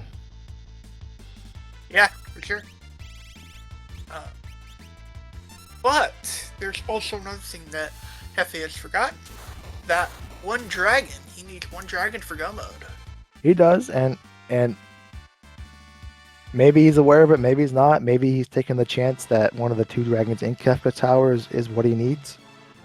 And I mentioned this, but he could very well be just like the 30 minutes in the stream. We weren't aware that the Skull Dragon was needed to unlock Kefka, so... Yeah, that's basically what I was thinking he was doing. Just forgot.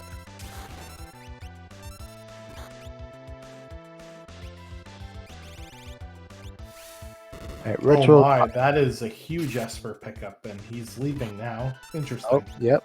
Oh! We were getting the Esper? Maybe he just wanted a few more levels to kill stuff a hair faster. Actually, that might be a genius play, because that boss is like 10 steps from the exit, and if you don't have calmness protection, might as well fight the boss and see what you get. Oh, That's that is pretty nuts. That is genius. I didn't even think about that. And as you can see, his sets are that is cosplay. I think a Cyan or Celis is level 48. There's nothing in the game that's going to scare him at this point. Yeah, that is a genius move. Whatever boss is there, he's going to make short work of. Now, I said this before. You could put your entire party on the right side if you want. But if for some reason it happens to be on the other side, on the middle party, you could be screwed. So it could be on the opposite side. We don't know where that dragon is, which side it's going to be on, but we do know that it is in Kefka's Tower. Because there's one in the middle and one on the right. So. Yeah, Anwar in our chat pointing out, Anwar, a great Ultra League player himself, by the way, pointing out that Falcon Hit, our two-time defending champion we mentioned earlier, is wrapping this up himself.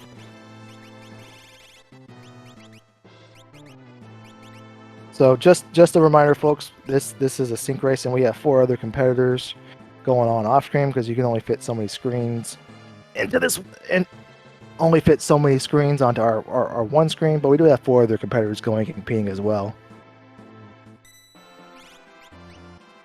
Yeah, we saw Reset and Retrofile. Let's see what the guy was going against.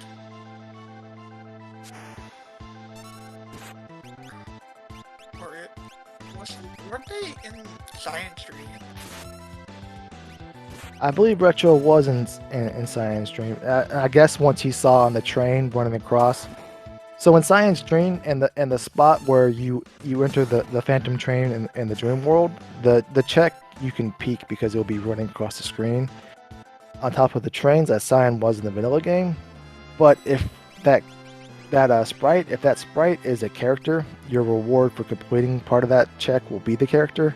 If it is an imp, if it is an Imperial soldier, or if it is something else, that is a placeholder for a Magicite in that spot. And Retrofile is going on down to Magitech. We'll find out the great question we had earlier, Magitech or Floating Continent. Well, will this be vanilla? No, it is on the other side. We know exactly where it's at now. It's in the middle. Not here. But that's okay, because once we get up to the switches and we unlock all of the ramps, we can run down the other way. I mean, yeah. You might as well just warp out and, while you're over here, and just warp out to the other dragon when you have your party split up, right? So it's faster. Because we already have a bunch of levels at this point. We don't really need the levels, and we kind of are on the we need to finish fast part. Yeah, we're seeing Leader put out the 4 digits. Yeah, when Leader is almost taking out your Edgar, our lock impersonator, impersonating as Gao, you know it's a tough seed.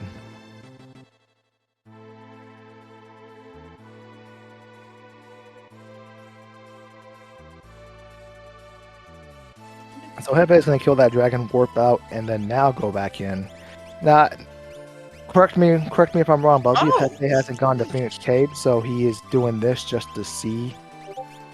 Oh, no, he is going to middle? And put all his party in the middle? Yeah. I mean, I personally would have just split my party up, but put, like, the strongest in, like, the middle, killed the dragon, and then just proceeded onward. But it looks like we're not doing that this time. No, it looks like he's playing it safe. He's erring on the side of caution. That's fair. That was a fair play. But I was surprised to see it.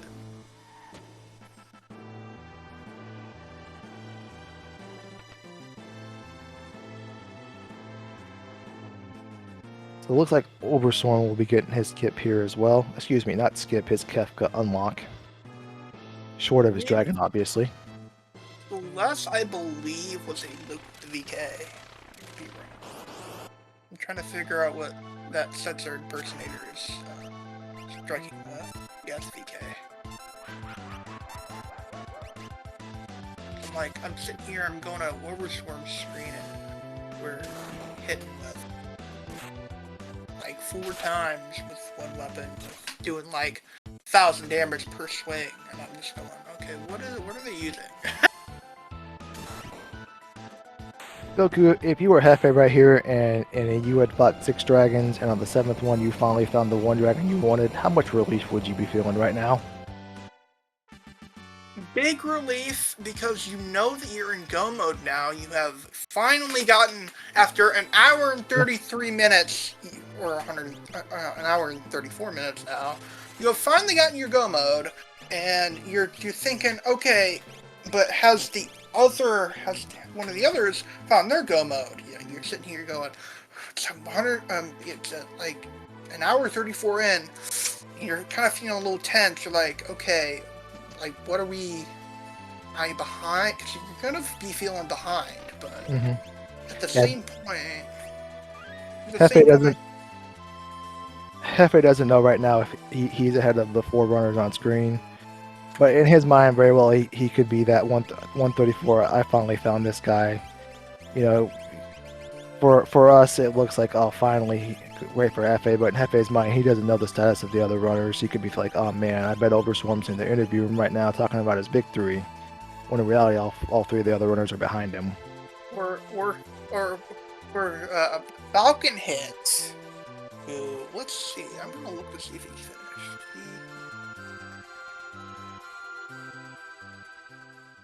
Let's see. Yeah.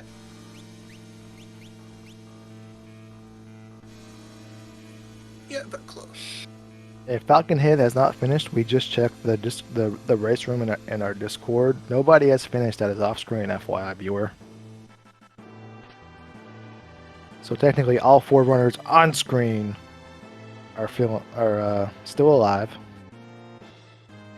I have a feeling though we're going to see Falcon Hit on first place. That's just what they do.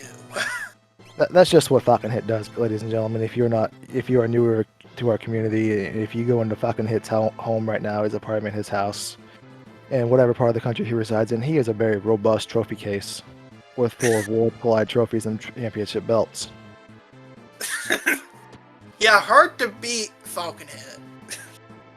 He's down in there in the shaving off milliseconds times. Yes, he's a gentleman who works on his craft, and he has perfected it to an art. Yeah, we're sitting here, it's fine. Hefe is moving up. We do see that one of the we do see something new. Ladies and gentlemen, Spice chickens in the chat. We got a Chick-fil-A number 2 sandwich on the screen, ladies and gentlemen. If you have the spicy chicken emote, will you please bless us with it and throw it up in the chat for Rectifile TV so he can feel our support?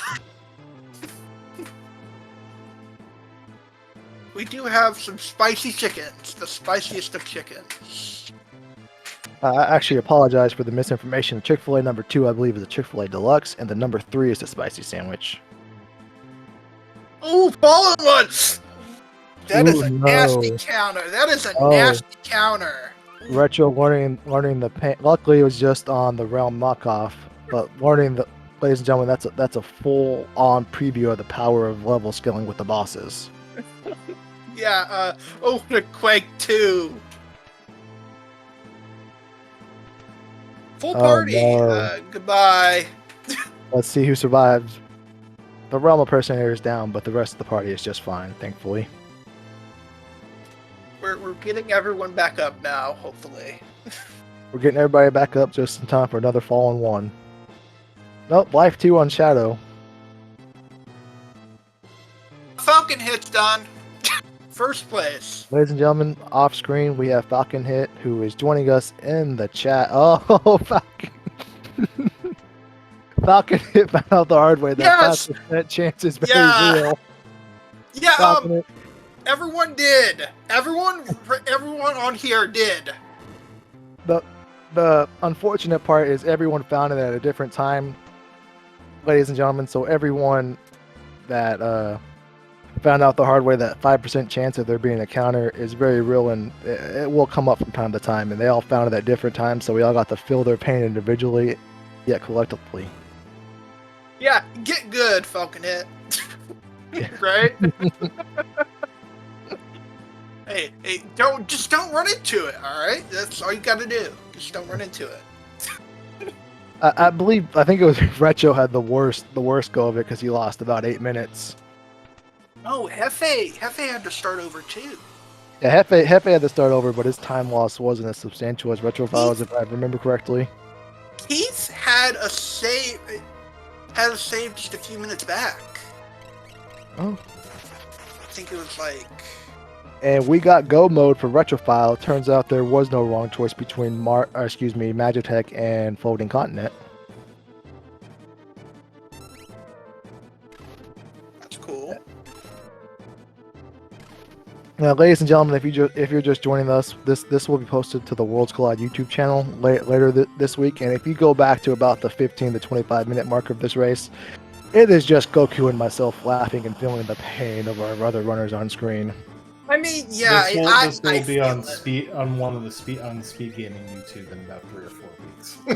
Oh, yeah, well, 3 to 4 weeks. Our community. Yeah, I can just feel the pain that's happening. You know, at the very start of this, I was just going, "Oh, I can feel that pain, that throwing madness that happened." And we watched Hefe eat it. We watched Keith McRock suffer the same fate. We watched Retro was the first one to fall. And Overstorm had about 3 chests left in Phoenix Cave. And one of those chests was about to be one of the madams to send him to his grave. And it was a very suspenseful 2 or 3 minutes there, ladies and gentlemen.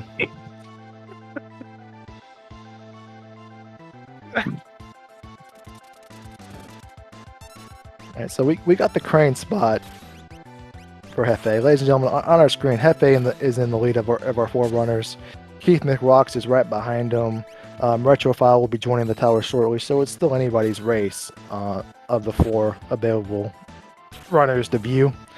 Falcon Hit finished first for this race, but it's still very much a race on screen. So tune in, keep tuning in. Let's see these guys give it their all. Yeah, we do have that VK though. VK is doing work here. I mentioned earlier, if you ask many a runner, that VK is the strongest weapon in Worlds Collide, and you can see why some feel that way.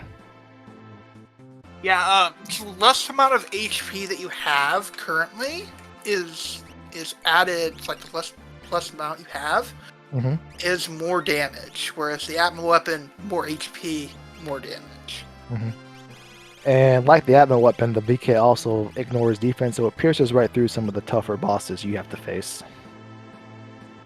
So on some of the sides we're seeing, VK, and some sides we're seeing Atma weapon. So it's just a matter of preference, in my opinion. But yeah, Keith McRocks is going to find his Skull Dragon here. Great feeling right now. If you're Keith, you finally found the son of a gun.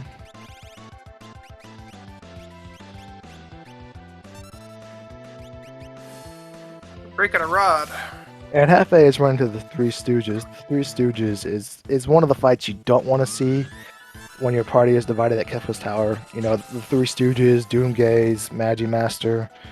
There's a short list of bosses that are going to give you a lot of problems in general, but they're going to give you even more problems when your party is compromised and weak and divided. Yeah. Because right now, just one character is up on their third turn. They use a very particular attack that if you do not have instant death protection, you're going to find out the hard way that you should have had it.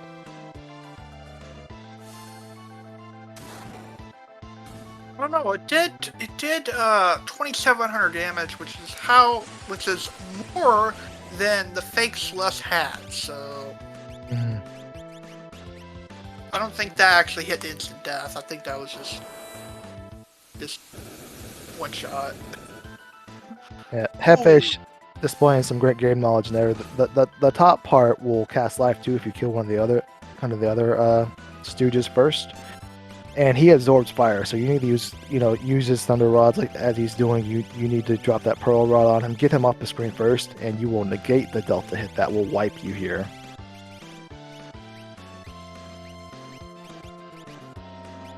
Game knowledge here. Swapping out the shields. Ooh. We're seeing a Meteor, which does not kill. Oh, that is clutch right there from the Gal impersonator. We're resetting. Oh no, he's not dead yet. Ladies and gentlemen, we're hanging on by the hair of our teeth here. What does Hefe do? Does he try to get the party back up? Goku, what are you doing in this situation? I've got. See, it's a hard decision, but you can use Fire 2 on yourself when you've got a Flame Shield on, and you can heal yourself. So that's another thing you could have done here. Mm-hmm. I'm pretty sure that's a dead. Yeah. That Gal, gave a great effort, but unfortunately he's not gonna be able to survive that.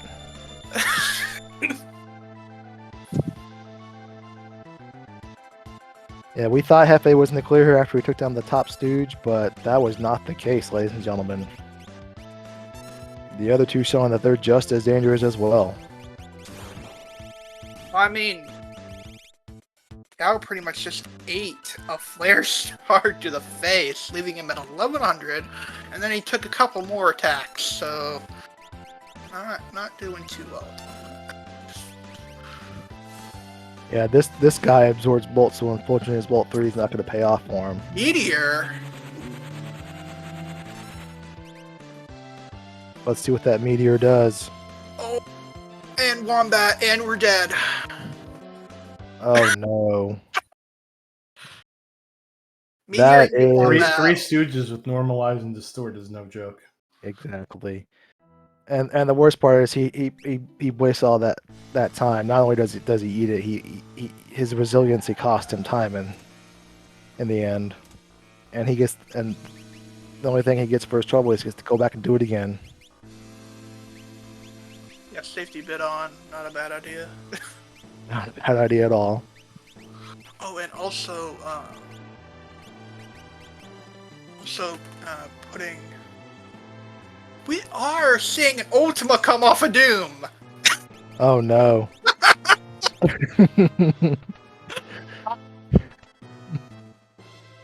With normalize and distort in these levels, ladies and gentlemen, the bosses in the Zozo flag set are no joke. We saw 2 Atma weapons in an offering, because that was 8 hits on Overswarm's side. Hefke kicking off round 2 here. In this best of 7 series. He's down 0-1. Overswarm you think should be fine here versus this Ultima casting Doom. And snap, crackle, pop, Overswarm will move on.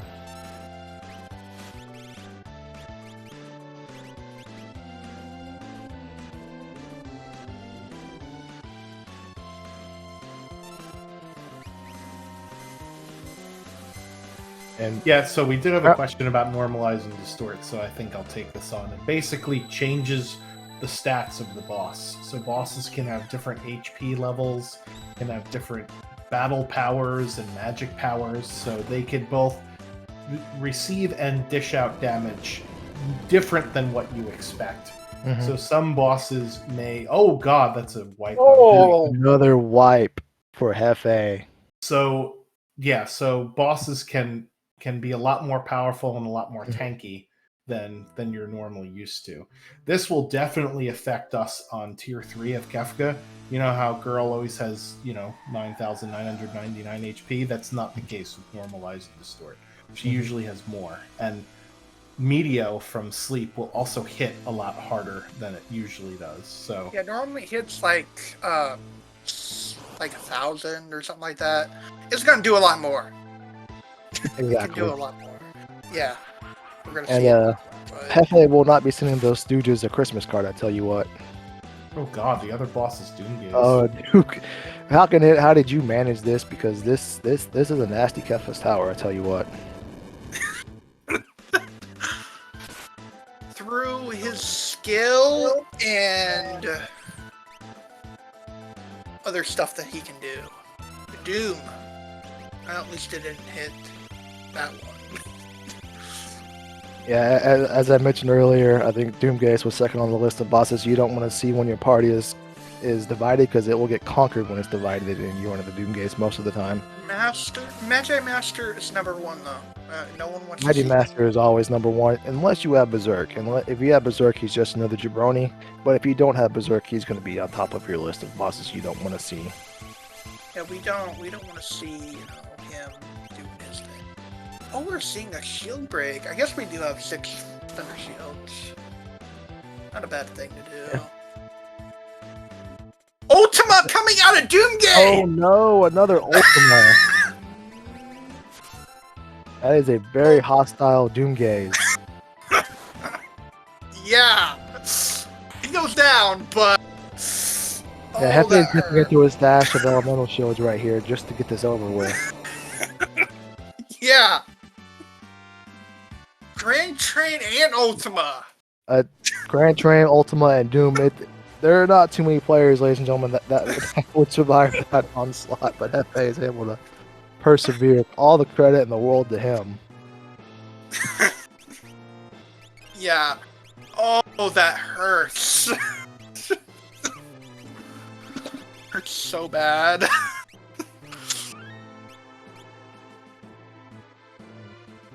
Alright, Overswarm getting his introduction to the Three Stooges, and they're introducing themselves just like they did to Hefe. Oh, a Merton, unbelievable. Luckily, the Fame Shield is equipped.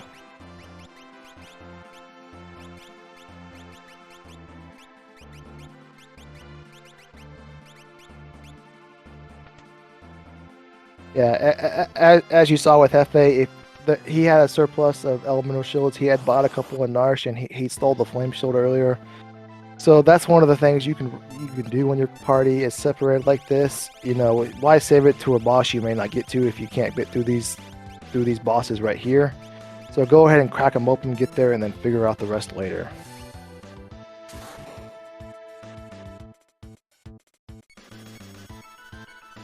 Yeah, we'll see if he can, take down this. Ladies and gentlemen, we got three Stooges fights going on 3 of your screens right now. And I'm going to be honest with you, I think the Three Stooges are going to win 2 of these 3 fights. Yeah. Yeah, we also got some insider information that Obi is fighting the Three Stooges as well off screen. So I'm going to go ahead and say we're going to get Three Stooges to take out 3 of our Forerunners right now. They're just that powerful. Yeah, Keith. Oh no, Keith is about to find out some bad news here. Keith, allow you to introduce him to my friends. Yeah. Overswarmer's close, but Hefe has 1 foot out the door right now. A Cockatrice is coming out. Oh my goodness. There is so much action going on the screen, ladies and gentlemen. Yeah, that was a very clutch block for Hefe. That's hyperdrive. Oh, that hurts. Hyperdrive. Is he going to survive? Oh, he just survives. Overswarm is in the 4th quarter. Can he put the game away? Retrofile has 1 character down. Can he pull this out? Keith McRock in a similar situation as well. Is that it for Overswarm? Oh no, a clean sweep. We're trying to figure out. Yeah. We got 4 instances of the same boss on the screen. Yeah, and each one is. We got Quasar going, we got Mertens going, we got Wind Slash. Ladies and gentlemen, this is as good as it gets. Keith unfortunately misremembering that the back one is the one that is weak to instant death, not the front one. Our insider has informed us that Obi has made it through this tough fight. Kudos to him. Back one's dead. Now we just have the front one that killed Hefe. 3 of our runners are down to 1 stooge. Goku, who's going to pull this out first? That depends on whether they do or not. But Overswarm takes down the stooge. Oh, congratulations, Overswarm. When we get him in here, we're gonna inform him of that he was the Three Stooge champion tonight.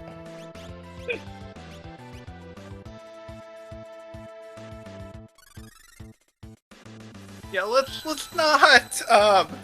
Yeah, Keith eating the Grand Train for his troubles, but he pulls out the victory. Congratulations to Keith. And we got a couple Galvos modes going on the right side of your screen, folks. Now this guy absorbs bolts, so all those bolt 3s aren't going to do any good for our runners. Meteor coming out for Hefe. Merton. Mo showing off his robust magic skill set. Oh yeah, Merton's gonna do big damage here. That's 7,000.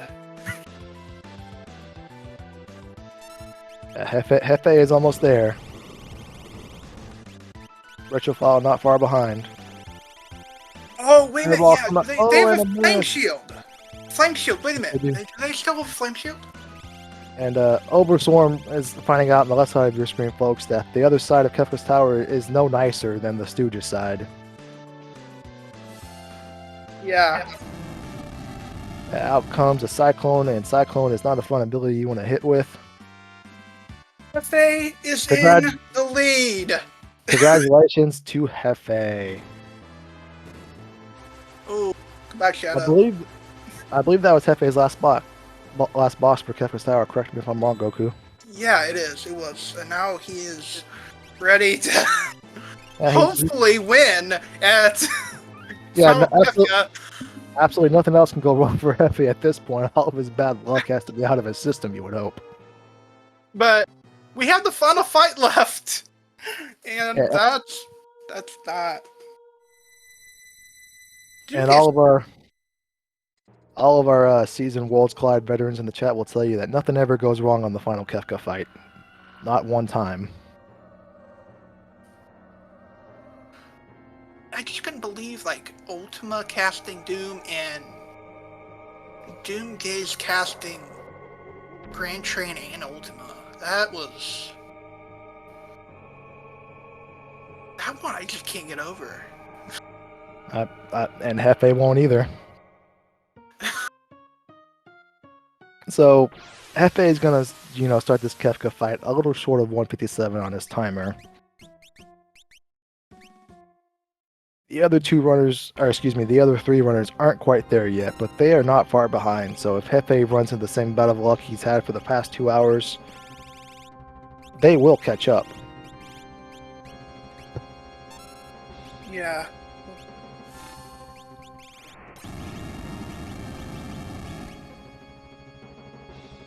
Thing is, they have those shields, so. Yeah, that Merton is the one spell. We do have Calmness Protection. We've got Fenrir. Yeah, Hefe has Fenrir because he did that Admiral weapon check on he did that Admiral weapon check on Floating Continent, which for his troubles landed him a Fenrir Esper, which is going to really come in handy in a couple of minutes here. Yeah, Retro, getting greeted brutally by Doomgaze. We got 2 out of 3 switches for Overswarm, and we'll find out here in a second exactly where Keith McRocks is at. Yeah, completely stepping on switches right behind Hefe.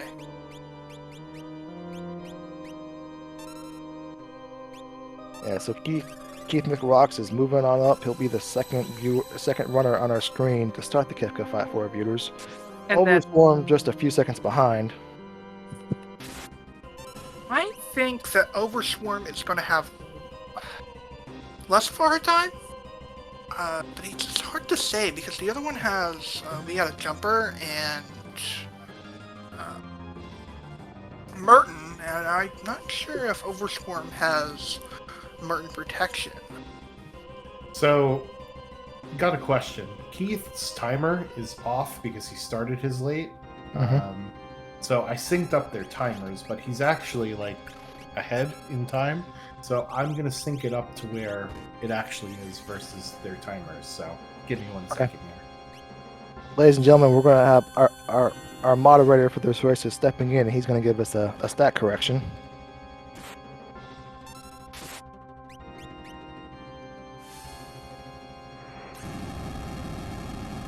Yeah, so you'll see him jump forward in time a little bit. and just to remind folks, this is not Jets of Time. This is Worlds Collide.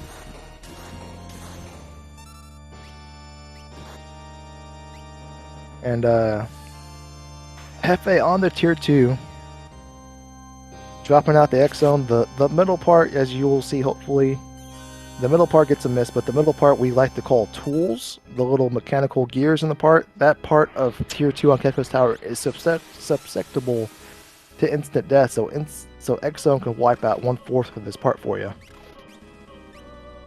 And I had it backwards, sorry. I caught him up, so now I'm sending him back.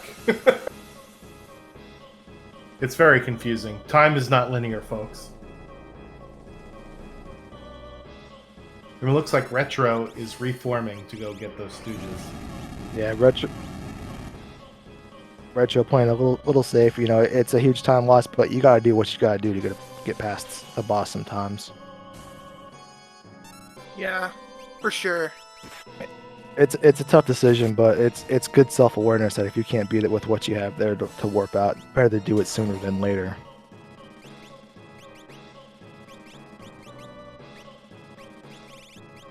Or I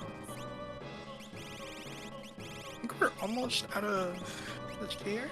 I think we have hit and we just have hit and magic left, or is it just hit? I believe Tiger Face is down and he's down to just hit and magic. Now he's down to just magic because 10 hits is gonna be the death counter for the front part of tier 2. And I missed the action on Overswim, but I saw a Quake come out, but he has float, so he was prepared for it. So on tier 1, we're passing that up, but there's an order of operations. You'd like to kill the head part up top first. The long arm, which is the back arm, is susceptible to instant death. You want to take that out with an X Zone or a Quake or a Doom, and then save that front arm for last, as most runners typically do. But what Overstorm did there was he knew he had float, so the order of operations was a little less important for him. So he can cast float and just go on about his business. And Hefe is up to tier 3. He's finding out the hard way that 9,999 HP is not what it used to be. Yeah, pretty much. And then down to 4,500 for Sleep, the female head part of this tier. Ooh, so that is W Wind and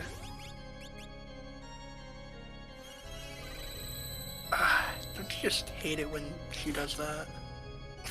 You just trying to you're just sitting here going, just die. You know, that's what you do sometimes. It's like, just die. All you can do sometimes is pray. So Hefe still, you know, has a decent advantage, a minute or two here, by virtue of being on the tier above the other runners. But we're going to. We're going to eat a Meteo. And what would tell the tale?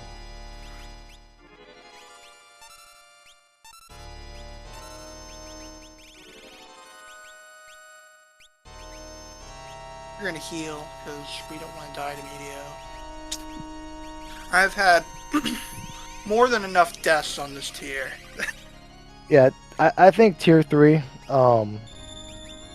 is going to be the hardest tier in this flag set, just because of normalize and distort. You with Ultras League, you know what the HP is going to be. When that HP is off just a little bit, Goku, it's so hard to guesstimate when you're going to start eating Meteos, when you can comfortably tackle away, when you need to cast your Fenrir and get going. Yeah, I can definitely tell because I've done that before. It's not fun.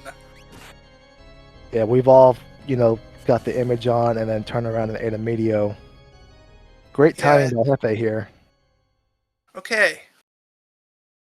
Final Kafka himself. Yeah, play a little different. Play a little different. Yeah, this is what Hefe spent 2 hours trying to earn the right to do. Hopefully not die. Not die indeed. Goku, you think Hefe's gonna run into any difficulties here? We might see an Ultima come out on Kefka.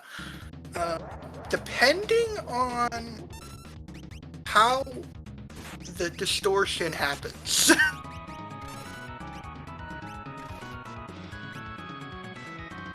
Wow, yeah, Pearl Lance jump and then the Pearl proc afterwards is just beautiful. It's an amazing sight, ladies and gentlemen. DJ Khaled, another one for that proc. Another one.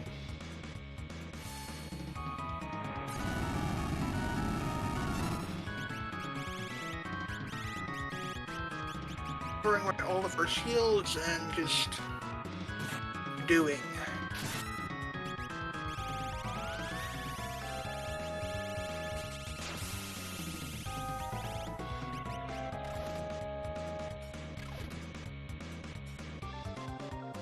Her shield.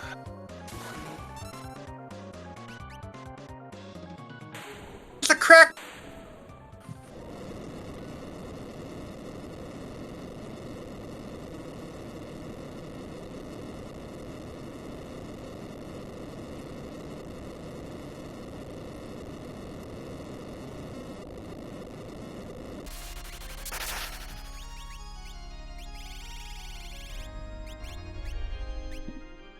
Get your GGs out for Hefe, first on the stream. Yeah, GG's. Because, that was rough.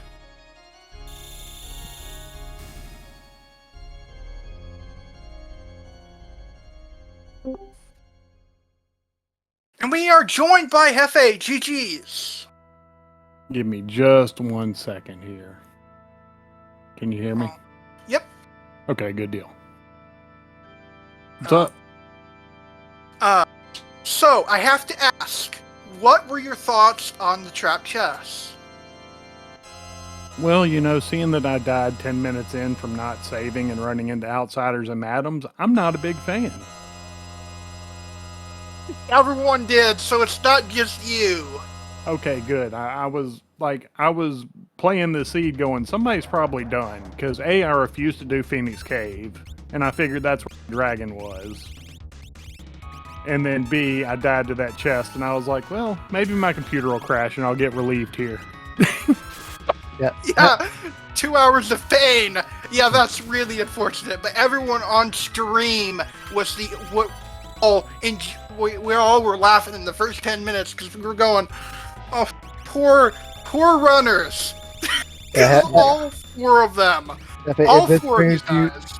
If this brings you to light, like Goku was saying, you were not the only one on stream, but you were not the only one off stream running this seed to eat that was Kodochi's to the face. Alright, well then that makes me feel better then, but still not great about it. But, it is what it is, so it's fine. Yeah, yeah. Overall thoughts on the flag set, though? For me personally, not my favorite concoction of flags. Has a few of them that I personally don't like.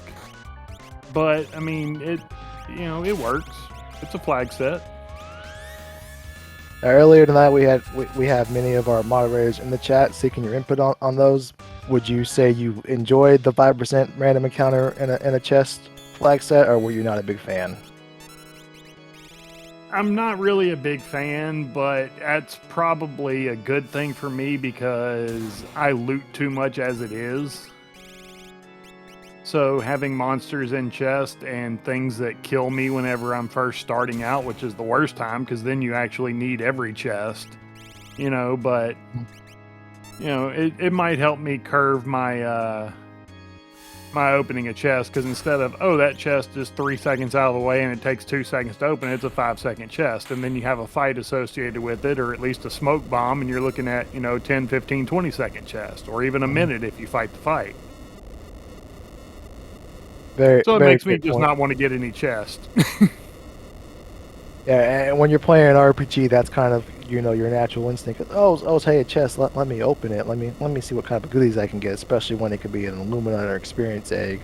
Right. But I want all the chests. I want all of them. But in this case, it was some daggers to the face. So not ideal. But we figured as much. As I said, all 4 of our runners off stream. Falcon hit as soon as he finished. He joined the chat. And he mentioned his fate about those daggers flying at him, and he wasn't a big fan. The dragon hunt was another thing that kind of got me because, you have to have characters to do certain dragons, and it's not bad whenever you have wire remove and you can get to all the dragons. Mm-hmm. But, had Edgar and Locke not shown up, or Cyan, could have been, pretty rough. Yeah. If they're the last ones to join the party, you got a really long seed. Yes, indeed. Now earlier when I was trying to highlight, I believe I've seen you in Elixir Ultras League before. I was trying to pull you up on the standings to see where you were at, but I noticed you weren't running this league, but you were previously an Elixir player before, correct? Correct. Okay, I just wanted to sort that out. No reason. We were just trying to. That just came to mind for me, and I'm losing my train of thought. As you can tell, we are a very experienced, very well prepared broadcast team. Goku and myself, especially myself. No, it's all good. I ran Ultros League. I went from Tonic to Potion, and then to Elixir, and then I just needed a break this season, so I took a break, and so I'm not currently enrolled. Taking a semester off. Pretty much, yeah. Got to live life a little bit every now and again. Amen, brother. Yeah. 2 hours. Yeah, I'm not real happy about a 2-hour seed. This seed in particular was rough. But like I said, there's a few things that I personally am not a huge fan of with these flags, normalizing the Stort being one. That made like the Stooges real bad. The scaling being random instead of elemental throws you off real good because, I ate an Ultima from Doomgaze. And it's like, what? That shouldn't be there. So while you were encountering the Stooges for, I believe, the 3rd time, all 4 of our runners that were on the SpeedGaming stream, everybody was going toe-to-toe Stooges with that at the same time. So it was the highlight of the evening, in my opinion. Even above the earlier mishaps with the daggers being thrown around at our racers. But that you were the first one to finish, and you were the first one to enter the step on the switches and get started, and you put it away, man. Great job. Battle of the Stooges. Battle of the Stooges. Yeah. Yeah, and then we had, on the top right, we had, Stooges casting Merton, we had Stooges casting Ultima, maybe not Ultima, but all types of things were going on. It was We had Merton, we had Clean Sweep, and we had Arrow. I think we also had Cyclonic going on. We had a Cyclonic go off on Overstorm at least once. Yeah, that hit me a couple of times, so... Yeah, and we saw those shields come out. No point in saving for a boss you can't reach if you can't get past these Stooges.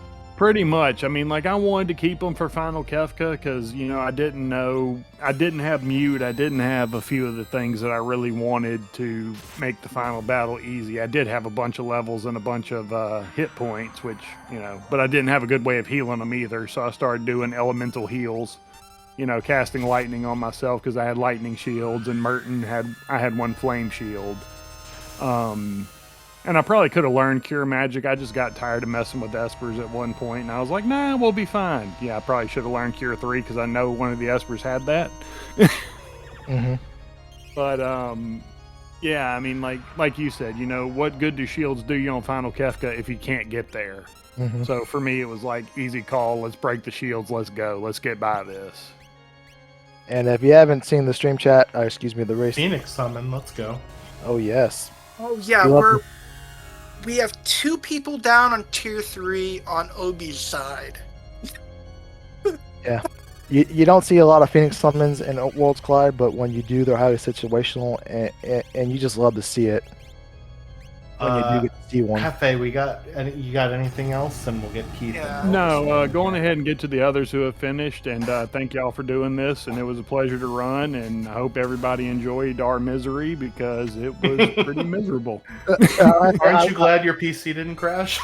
No, I was hoping for it. I mean, praying for it. I'm like, just crash, please. I will say, if you do watch the video or the recording of this when it gets posted eventually, that we were laughing as that was going on. We were laughing with the runners, not at y'all. I just want to clarify that because it was a good time in the chat. It was a good time in the booth, but it was not a good time. I'll definitely have a watch. I'll definitely watch it back. So, all right, thank you, gentlemen, and y'all have a great night. Talk to you later. Thank you again. Yep.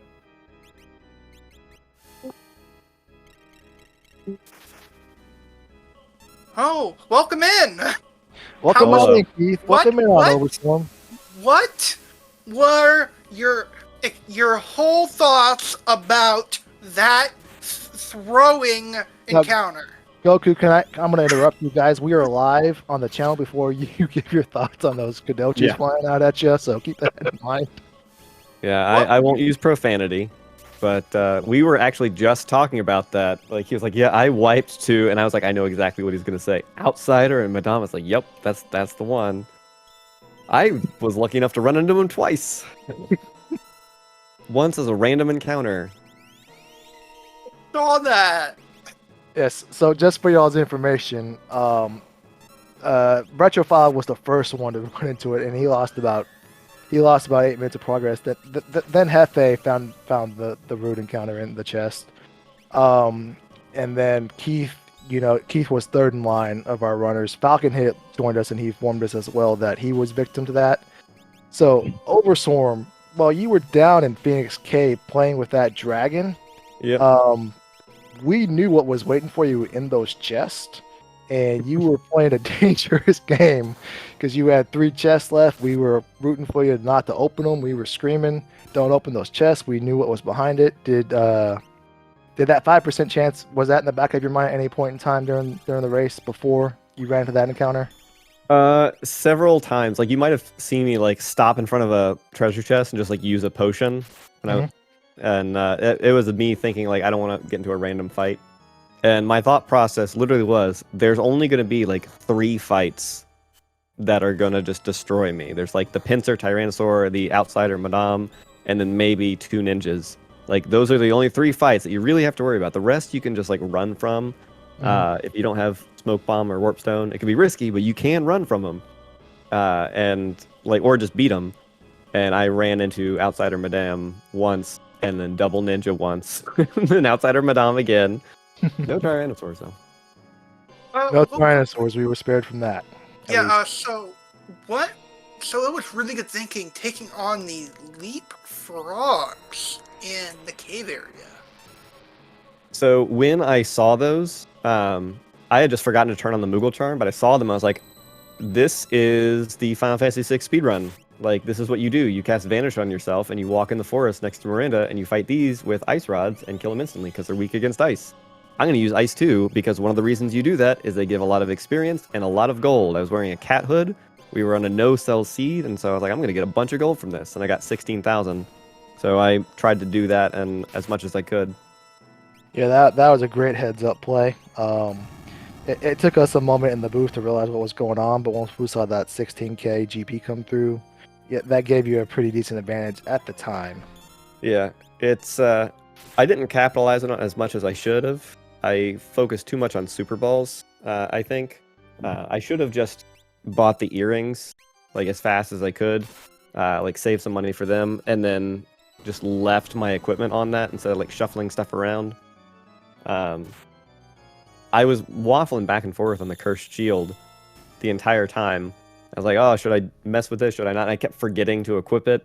Mm-hmm. But as I saw the scaling increase, and I was like, I'm going to go through all of these dragons, the scaling in Kefka's Tower is going to be ridiculous, and things are going to be cast in nonsense. If I run into like Poltergeist or something, he's going to cast single target Flare Star like 40 times. So I went ahead and kept with it. Yeah, it again for our viewers, and if you guys didn't know, the flag sets weren't released until earlier today, and this is the first time everybody, was running this. So there was a lot of thinking, there was a lot of navigating, there was a lot of first time experiences going on.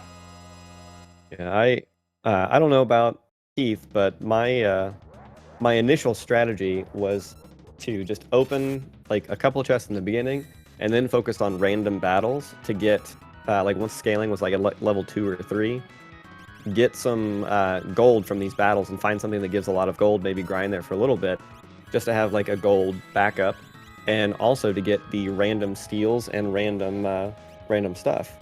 And I was very lucky, and I found 2 offerings, and I probably should have just like said, all right, I'm in the lead now, and then just turned on the Moogle Charm and played as normal. But I think I got addicted to loot. A little too much. That happens sometimes. There's no shame in that. I was just curious what everyone had.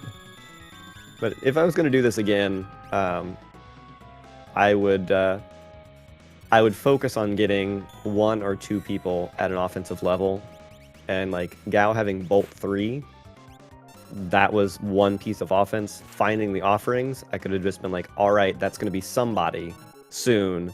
Now let's just do checks. We have Magitech, we have Bolt 3. We can do just about every check, especially since we have Super Balls.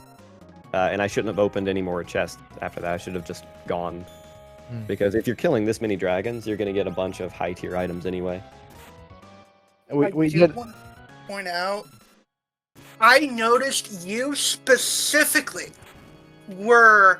had double Atma weapon offering on the Rome impersonator. Yeah. I did not see anyone else with that. Did they realize you could steal Atma weapons from the Sand Rays? Because I did. So the stealing was kind of here, was all over the place. Hefe stole some flame shields from something at some point in time. Retro, I believe, also found 2 offerings. So there was a lot to find, and it was just kind of all over the place. Yeah, offering capture was very slow, but it did give me the option to just see like all of these different items like throughout the game. So like we were pretty stacked up by the end. Like my 2 backup characters, Celeste and Mog, I was like, I want 2 backup characters in case Calmness gets me, because I couldn't find Calmness protection other than Setzer naturally learning Vanish, and they were decent characters. Like my backup character was using an Illumina. There's so much loot in this. Mm-hmm. Yeah. Did you correct? I don't remember off the top of my head, but did you find the Illumina earlier that was in the Figaro Castle? Yep. And then quickly after you realized nobody could use it. Same with the Atma weapon. I'm just sitting with both of those, and I knew where Genji gloves were, and that's why I took those fights in the South Figaro basement. By the way, like once I saw that like the Realm Cyan could equip the Illumina and the Atma weapon, I was like, sold. We're gonna do Genji glove offering. Probably find somebody else that can equip the Illumina later, and then give Cyan something else. Yeah. I'm sorry. Go ahead, Goku. I was just gonna say that. Yeah, it's like, and also the equipment on the Terra was actually not that amazing, according to, I believe Falcon Hit. Oh, the actual Terra sprite, like Mog? The Terra sprite, yeah. Oh yeah, I dropped her immediately.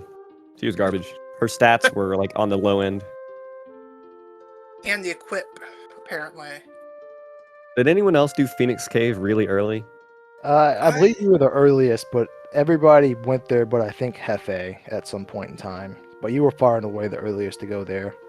Yeah, And I when I saw mentioned, the Super Balls and I got the gold enough to buy 2, I was like, that is like I've got a wall ring and 2 Super Balls. I can kill a dragon solo if I'm like level 5 or 7. So I took a few fights in Narsh to gain some HP, and then I went there. I was like, there's only like 3 dragons that are gonna rock me since I have a wall ring on, and if I can survive that first turn, then I'm good. And it was White Dragon, which is great.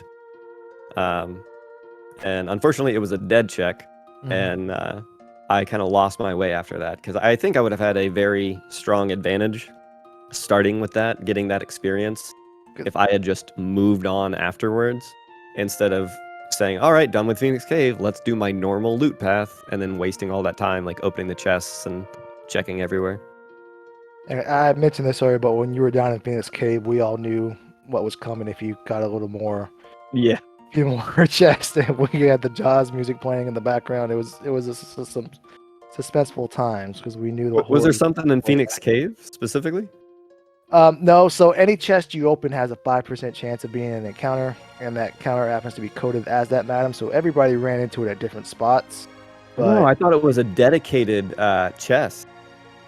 maybe I'm wrong. What did everyone run into it at South Figaro? Let Swans get in here and correct me. Yeah. So everyone ran into it in Sorry, I South was Figaro. messaging somebody else, but I can check right now. yeah. So Keith, what did you think overall flag set, and what things would you maybe do next time versus going in without the knowledge of how the race would play out? The only thing I didn't do, apparently, I kind of just forgot about it, was stealing. I did it like once or twice, but I kind of just ignored it after a while. It wasn't too concerning because there was plenty of things to go around. I had plenty of armor, and I was telling OS before, I found that economizer in the chest in South Figaro Cave. So that once I had that, I just knew that was my early offense, because that bolt 3 I could just spam it and even Bahamut, so that was fine. And then I was just gonna basically try and go and find characters that could use good things. So otherwise, I mean, otherwise, besides the one wipe, it was just finding the dragon, which took 8 tries, and then finding the last character, coming down to M-Tech and Floating Continent. So I took the one that had 2 chances, and I got it on the first one. But I didn't think it was, it's just the risk of opening the chests, and most of them were fine. It's just a lot of saving, lots of saving everywhere, just in case. The only thing that felt different, and I don't know if it was one of them, but everything just felt beefy. Like the HP was very high everywhere. I felt even doing decent damage, it just took that'll extra. be the normalize and distort stats. Yeah, that's what I thought. The NND definitely kicked in a few bosses. Obviously, especially the low end ones pick up a little bit. But otherwise, it wasn't. I mean, I think it was generous. I mean, that's what 100% random chest is you're going to get something. Mm-hmm. So that economizer kind of set me on my path early, and I was like, all right, I'm fine. I'll just ride this out until I can find characters who can actually use things. I only did Phoenix Cave because I didn't feel like doing Kefka and Narsh right around. I didn't want to go up there with 3. So I was like, maybe there's somebody in there. If not, it's probably going to be in Narsh. So I was like, I'll just do that quick and then run through Narsh as everybody else had to do. But at that point, I didn't really need a ton of chests, so I just ran through Phoenix Cave hopefully as fast as I could. But otherwise, I don't. I've done enough of the different seeds, I think, to tackle it. I guess it would just be using steel more. I just didn't realize how. I don't think I realized what the setting was. That it could have been like just anything. So Yeah, I didn't see it either when I was doing my. I posted it in Discord, but I didn't explain what it meant. I think I saw it My bad. briefly, but I was more concerned with the N and D. It was very confusing when we rolled the wrong flag set the first time. Yeah. I think I prefer the 2 of 7 characters, 9 espers, and 2 dragons to the go find 1 random dragon, but Yeah.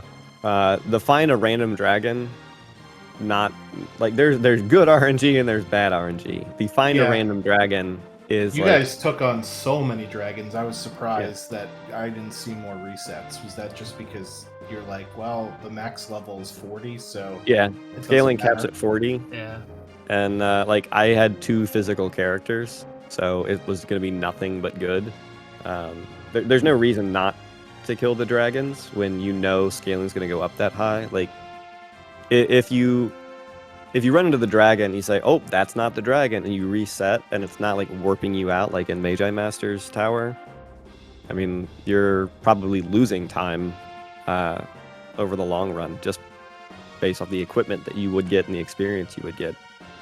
Like it's got to be like 10, 15 levels that we got from the dragons.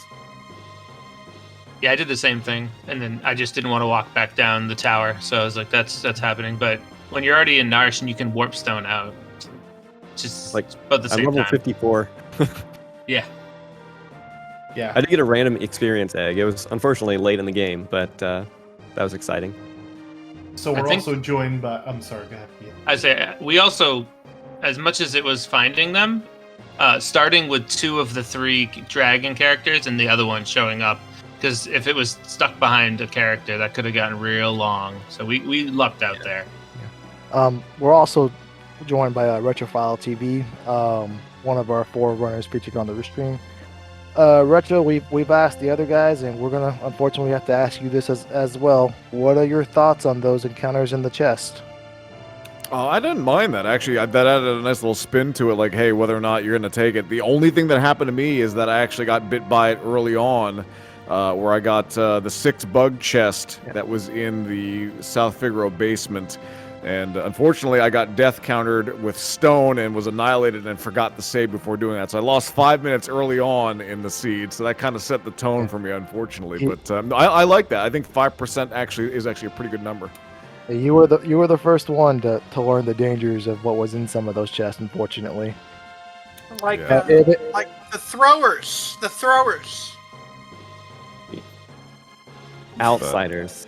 Yeah, I didn't run into totally anything better. really nasty. Honestly, the bugs were the only thing that I kind of got, and I had pretty decent gear where I needed to go, and didn't have to really worry about it too much otherwise.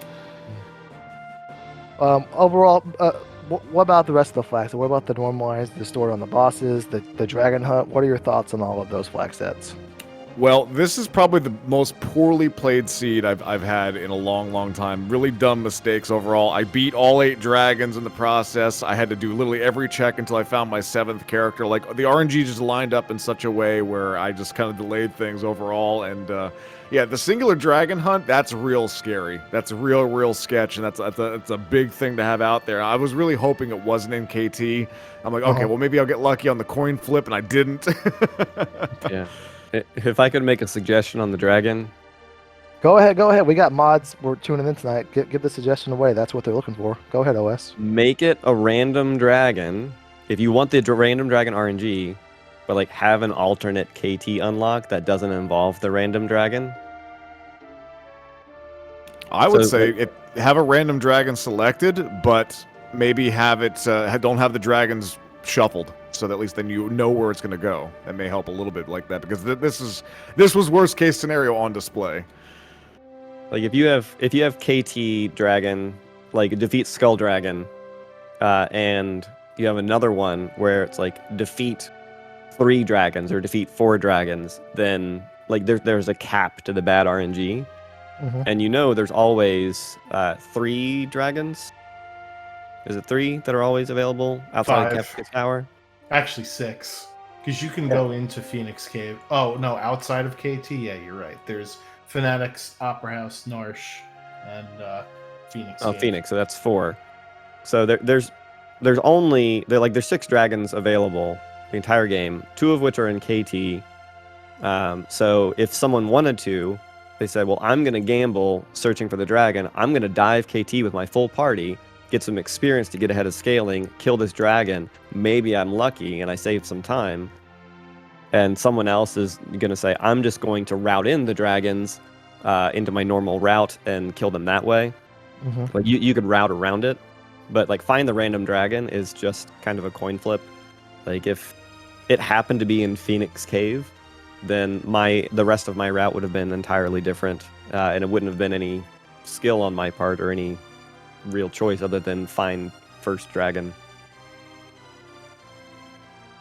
Yeah, it's definitely a big RNG fulcrum on that one once you kind of get there. But at this one, I basically just the same thing what OS was saying earlier. Like, just I'll take the fights, get the physical levels, and go from there. I mean, I ended the game at like level 52 plus for all my guys. I didn't have any experience egg or anything. Yeah, there is definitely no shortage of levels to be passed around after you all cleared every dragon you possibly could. Yeah. Yeah, and that was the case for Hefe as well. I believe Hefe did every dragon but the Phoenix Cave dragon. So that 1 in 8 chance turned out to be on the higher side for everybody. Oh, it was a doozy. There was definitely a lot of fun things along the way to kind of dig into. I got really hype in the beginning, like, oh man, I did the monster in a box in Narsh. I did capture on the Gigantos, and I got a Minerva right away, and then no one could use it. That was clutch because Overswarm saw that same fight, I believe, and he reset it out of it. So you had a huge advantage early. I used capture and I didn't get it. Yeah, there's a Minerva off the Gigantos, man. The 100% thief shuffling. I even went to the Coliseum and didn't get anything good. Yeah, it wasn't 100% chance, 100% shuffle. Difference. Right. And also, I'm really glad I didn't do this. I thought about equipping an offering to steal elixirs for healing in like the final Kefka fight, and I'm glad I didn't do it because they did not have elixirs. No, they did not. While I got you guys here, I just want to give y'all each an individual thank you. Thank you, Keith. Thank you, Overswarm. Thank you, Retro, for trying out the flag set for us and for our viewers. We know it. I know personally, and Goku and Swans will echo this sentiment, but it's no small feat to get a flag set 5 minutes before a race and then go out there and give it the old college try. So we really appreciate that from you guys. This is fun. This is unfortunately going to be like my last Worlds Collide seed for a while, like 5 weeks or so. I might like hop in once or twice if I can, but it's Big 20 season for me. It's a NES marathon that is going to be on like September 9th, and the list reveal is this Saturday. So that entire chunk of time just happens to coincide with Battlegrounds, which is unfortunate because I love these weird flag sets like way more than standard Ultra League. Are you gonna bring home the trophy? I won last year, so I'm gonna try. Beautiful. I love to hear it. As soon as you walk in, I need you to tell everybody, guys, who's coming in second place. Yeah, I really liked the random stealing in this. Like as far as like Zozo theming, like I almost wish that there were no chests and you just always started with somebody with capture. Just like I want to see what kind of seed that would be. It would be a totally different seed. But I just had so much fun stealing random stuff and then trying to figure out what to do with it. Too. Yeah. Stealing all the starting junk, trying to flip it into something at the Coliseum. Get real shady, you know? Yeah. You, my friend, need to try a true loot seed sometime that randomizes all the loot tables and just empty out the stores and the chests. It's a fun time. I think this flag set was pretty good overall. I like Falconhead obviously showed that you can do something with it. Like it's not an awful flag set. I enjoyed playing it. It had a lot of neat stuff. This probably was a bad seed to showcase. Definitely a bad seed. Because it came down to Floating Continent or Magitech 3. Retro chose Magitech 3 and got his character, and everybody else chose Floating Continent and got their character. So did anyone else get Finrer by doing the second check just to see? Hefe did. Okay. Yeah, at first we were like, what the heck is he doing? Little did we know he was the smartest one in the room. Yeah, I Yeah. thought about doing it. I was like, scaling's maxed. Like, by the time we get to Kefka, there's not going to be a downside to this. And then I was like, no, that's a waste of time. And it would have saved me a lot of time in Tier 3. Which I did not realize the distort affected the Kefka tiers. My math was off. Yeah, it really does. It affects everything. So I specifically looked at the flag set and it was like, final boss, scaling, no. I was like, all right, that's going to be normal. It was not normal. I got medioed 3 times. It was normalized, okay? Yeah. yeah, it was normalized. Normal-ish. Normal-ish. Normalized and distorted. Yeah. I don't know how you can put those two together, but it was. I don't know either. Normalize. I think they do normalize this as a statistics term, not as like a Yeah. Not a colloquial term. Yeah. I had a fun time getting Blue Dragon opened with Goner, and Poltergeist used Ultima on me, so that was fun. Where was Poltergeist? I don't remember, dude. I did like Magitech. 100% of this freaking seed. Magitech 3. Magitech 3. Yeah, he was on the minecart. Yeah, I had Doom use Ultima, and Kefka, like my first attack, or my second attack, he countered with Ultima. Hefe, he fought the Stooges, died to them a few times, and went over to Doomgaze, who knew Grand Train and Ultima. Yeah, I think somebody, maybe it was Keith, like after fighting the Stooges, learned Grand Train and Quasar and Pearlwind. I'm like, yep, that's normalize and distort, and random random ability scaling. That's what that does. And we told Hefe this, but at one point in time, all 4 of the runners on stream were facing the Stooges, and all 4 runners were getting hit with everything but the kitchen sink. It was honestly my favorite part of the seed. Like, I kind of forgot about it until the Kefka fight. I was like, I'm not going to waste a Super Ball on this guy. He's easy. And then he just kept surviving. And I was like, why is he not dead? The scaling's the same. All right, normalize and distort. And I was worried about the Super Balls. I was like, well, we found them, and like, this is everything. Just find or get money, buy them. That's going to be the seed. But it really wasn't. It wasn't as impactful as I thought it would be. I do think that it'll be very swingy early game in other seeds, like if someone finds it and others don't, and someone finds money and others don't. But like once you get past the mid game, or like once you get past the early game, get into mid game, the Super Balls were it was a waste. Like every extra Super Ball that I bought that I didn't need, like most of the ones I used on Fumbaba, like they weren't really worth the money. It would have been better to buy like earrings or other good relics. All right, gentlemen, I just want to take the time. Thank you again for racing for us. We can't have the race without the runners. So thank you again. We're going to drop y'all's links to your Twitches in the chat one more time. Give Keith McRocks a follow. Hop on in and give Obi a Legend a follow. Obi's not in here, but Obi's a dog. Trust me on that one. Overswarm, and then at Retrofile TV. Gentlemen, y'all have any more closing thoughts on the flag set before we let you go? No, just the last thing I'll say is I'll echo the same thing you said, Glue. Is a big thanks to Schwantz, Drinks Glue, Goku Black for helping make this happen. You know, putting on the race in the first place and have us on. You know, it was a lot of fun to test out a new flag set, and glad to be here. Thanks, guys. We appreciate you. Thank you. Yeah, we did the talking. You guys did the work. Yeah, y'all put in more time studying the flags than we did because we were learning as we went as well. Yeah. Find a way to make doing the Zozo clock more common. Like, swap the Zozo clock and the dragon or something. If it's a random dragon, it's for skip, then that won't be as impactful. But I want people to do the clock. I want to see that. It's fun. You never get to do the clock. The clock is rarely done. This is the first time. This is my first race I've seen our objective flag set where there's an instance of reward behind it. There was a battle royale tournament, I think, at the very beginning of, or maybe it was the end of last year. I don't remember. I know maybe it was the one that called Keith might remember, because I know that Keith was in that tournament too, where if you set the Zozo clock, you would get a Dragoon set. So basically, you got an end game build for doing a 2-minute exercise. That was Coliseum 2. The Edgar flag set used. It was themed around him, so they gave him a Dragoon set. But yeah, we used almost everything. It was very similar to how we're doing this. How they were themed after each character, and lots of objectives to get stuff. Yeah, I thought it was an earlier tournament too that we did it, but yeah, they're definitely in that one. So it was pretty neat. Any more final thoughts? I mean, other than the dragon, like everything was neat.